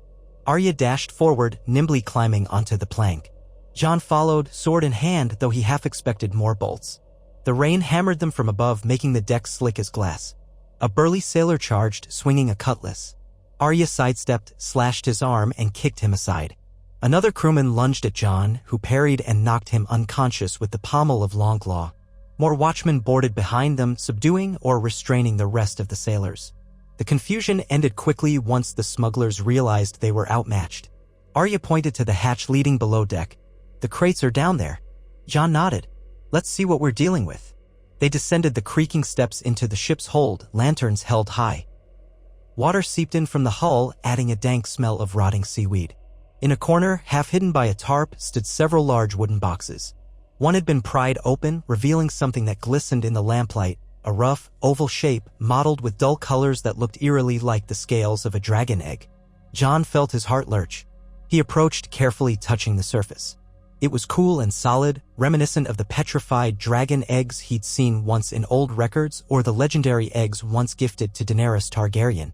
But were these real? Or expertly forged fakes? Arya stood beside him, face grim. If they're real, this is a huge problem. And if they're fakes, it's still a cunning way to stir trouble. Jon lifted the egg, feeling its weight. The texture was unmistakably organic, hundreds of tiny, overlapping scales in a swirl of greenish-black. Petrified, perhaps, but it felt more alive than any stone had a right to. He swallowed hard. "We can't let these circulate. Who knows what chaos they could inspire among Targaryen loyalists." Arya nodded. "We'll confiscate them. Interrogate the crew, find out who sent them. Could be a ploy by someone in Essos, maybe a Red Priest, or a Slaver City official, or a leftover supporter of the Targaryens." Jon placed the egg back in the crate, chest pounding. The mere possibility of new dragon eggs in the capital threatened to reignite old fears, old obsessions. Some might see them as symbols of rightful Targaryen rule. Others might want them for power or black market profit. The realm was fragile enough without the specter of dragons. They sealed the crates, then emerged topside. The watchmen had subdued the entire crew. Rain continued to lash the deck. Jon ordered the crates secured under heavy guard in the Red Keep's vaults. The city guard captain agreed, trembling with the weight of such a responsibility. As the watchmen began ferrying the contraband ashore, Arya cornered one of the ship's officers, a wiry man with a scar across his cheek, tied at the wrists. She spoke quietly, her blade glinting. "Who gave you these eggs? Speak, or I promise you'll regret it." The man spat water, eyes burning with defiance, but Arya's unwavering stare broke his resolve. He mumbled in an accented common tongue, "We took them from a wealthy collector in Volantis. We were promised a fortune if we got them to certain men in King's Landing. I don't know names, only that they talked to the Targaryen cause." Arya pressed. "Who was to receive them?" He shrugged helplessly. "We had a meeting place in Flea Bottom. A name, the Brazen Dragon. We never saw who was behind it." Arya exchanged a dark look with Jon. He set his jaw. "Arrest all of them. We'll get the full story in the dungeons." With that, they disembarked, leaving a squad of watchmen to secure the ship. The crate of suspected dragon eggs was carefully lowered onto a wagon, each item wrapped in oilcloth against the rain. Jon personally supervised the loading, heart heavy. If these were indeed real, the realm had just inherited a new danger. If they were fakes, the potential for upheaval remained the same. Some zealot might not care whether they hatched, only that they served as a rallying symbol. The journey back to the Red Keep was somber. Rain-soaked watchmen led the wagon, the crates clattering with every rut in the road. Citizens peered from windows or doorways, glimpsing the ominous cargo. Rumors would spread like wildfire. By morning, whispers of new dragons, conspiracies to resurrect the Targaryen dynasty. Arya leaned toward Jon, keeping her voice low. "We should destroy them if they prove real. It's too great a risk." Jon's expression flickered with uncertainty. Let's see what the maesters say first. If they're petrified beyond any chance of hatching, perhaps they can be locked away out of sight. If they're living anyway, we'll decide. Arya frowned but accepted his reasoning for the moment. They passed through the keep's gates, water cascading from the walls. The crates were carried to a secure underground vault, one of the few storerooms that had survived the war intact. Jon posted a double guard outside, each man sworn to secrecy. Then, after ensuring the smuggler crew was locked in the dungeons, he and Arya finally found themselves alone in a small antechamber, drenched and shivering. That was unexpected, Arya remarked, pulling off her soaked gloves. Jon raked a hand through his dripping hair. We'll need Maester Lyle or someone from the Citadel who knows more about dragon lore. And we must root out whoever arranged this. The Brazen Dragon in Flea Bottom is presumably an inn or a code name. We'll find out. Arya studied his face. We will. And we won't let the city fall into madness again. Dragon eggs or not, we'll keep order. Jon nodded, conviction steel-hard in his eyes. Yes. The realm has suffered enough. We won't let it burn again. They left it at that, too weary for further words. The night had grown old, the skies as black as ink. Somewhere in the labyrinth of the city, conspirators waited, perhaps unaware their smuggled cargo had been intercepted. Dawn would bring fresh revelations and fresh conflicts, but as Jon Snow and Arya Stark both knew, they would face whatever came. With the memory of an inferno still etched into the Red Keep stones, they resolved together to ensure the realm never again bowed to dragonfire or tyranny. And as the rain drummed its relentless tattoo against the ancient walls, the king and his hand readied themselves for the next battle in a war that was fought not with armies on open fields, but with shadows and secrets in the uneasy heart of a city that refused to die.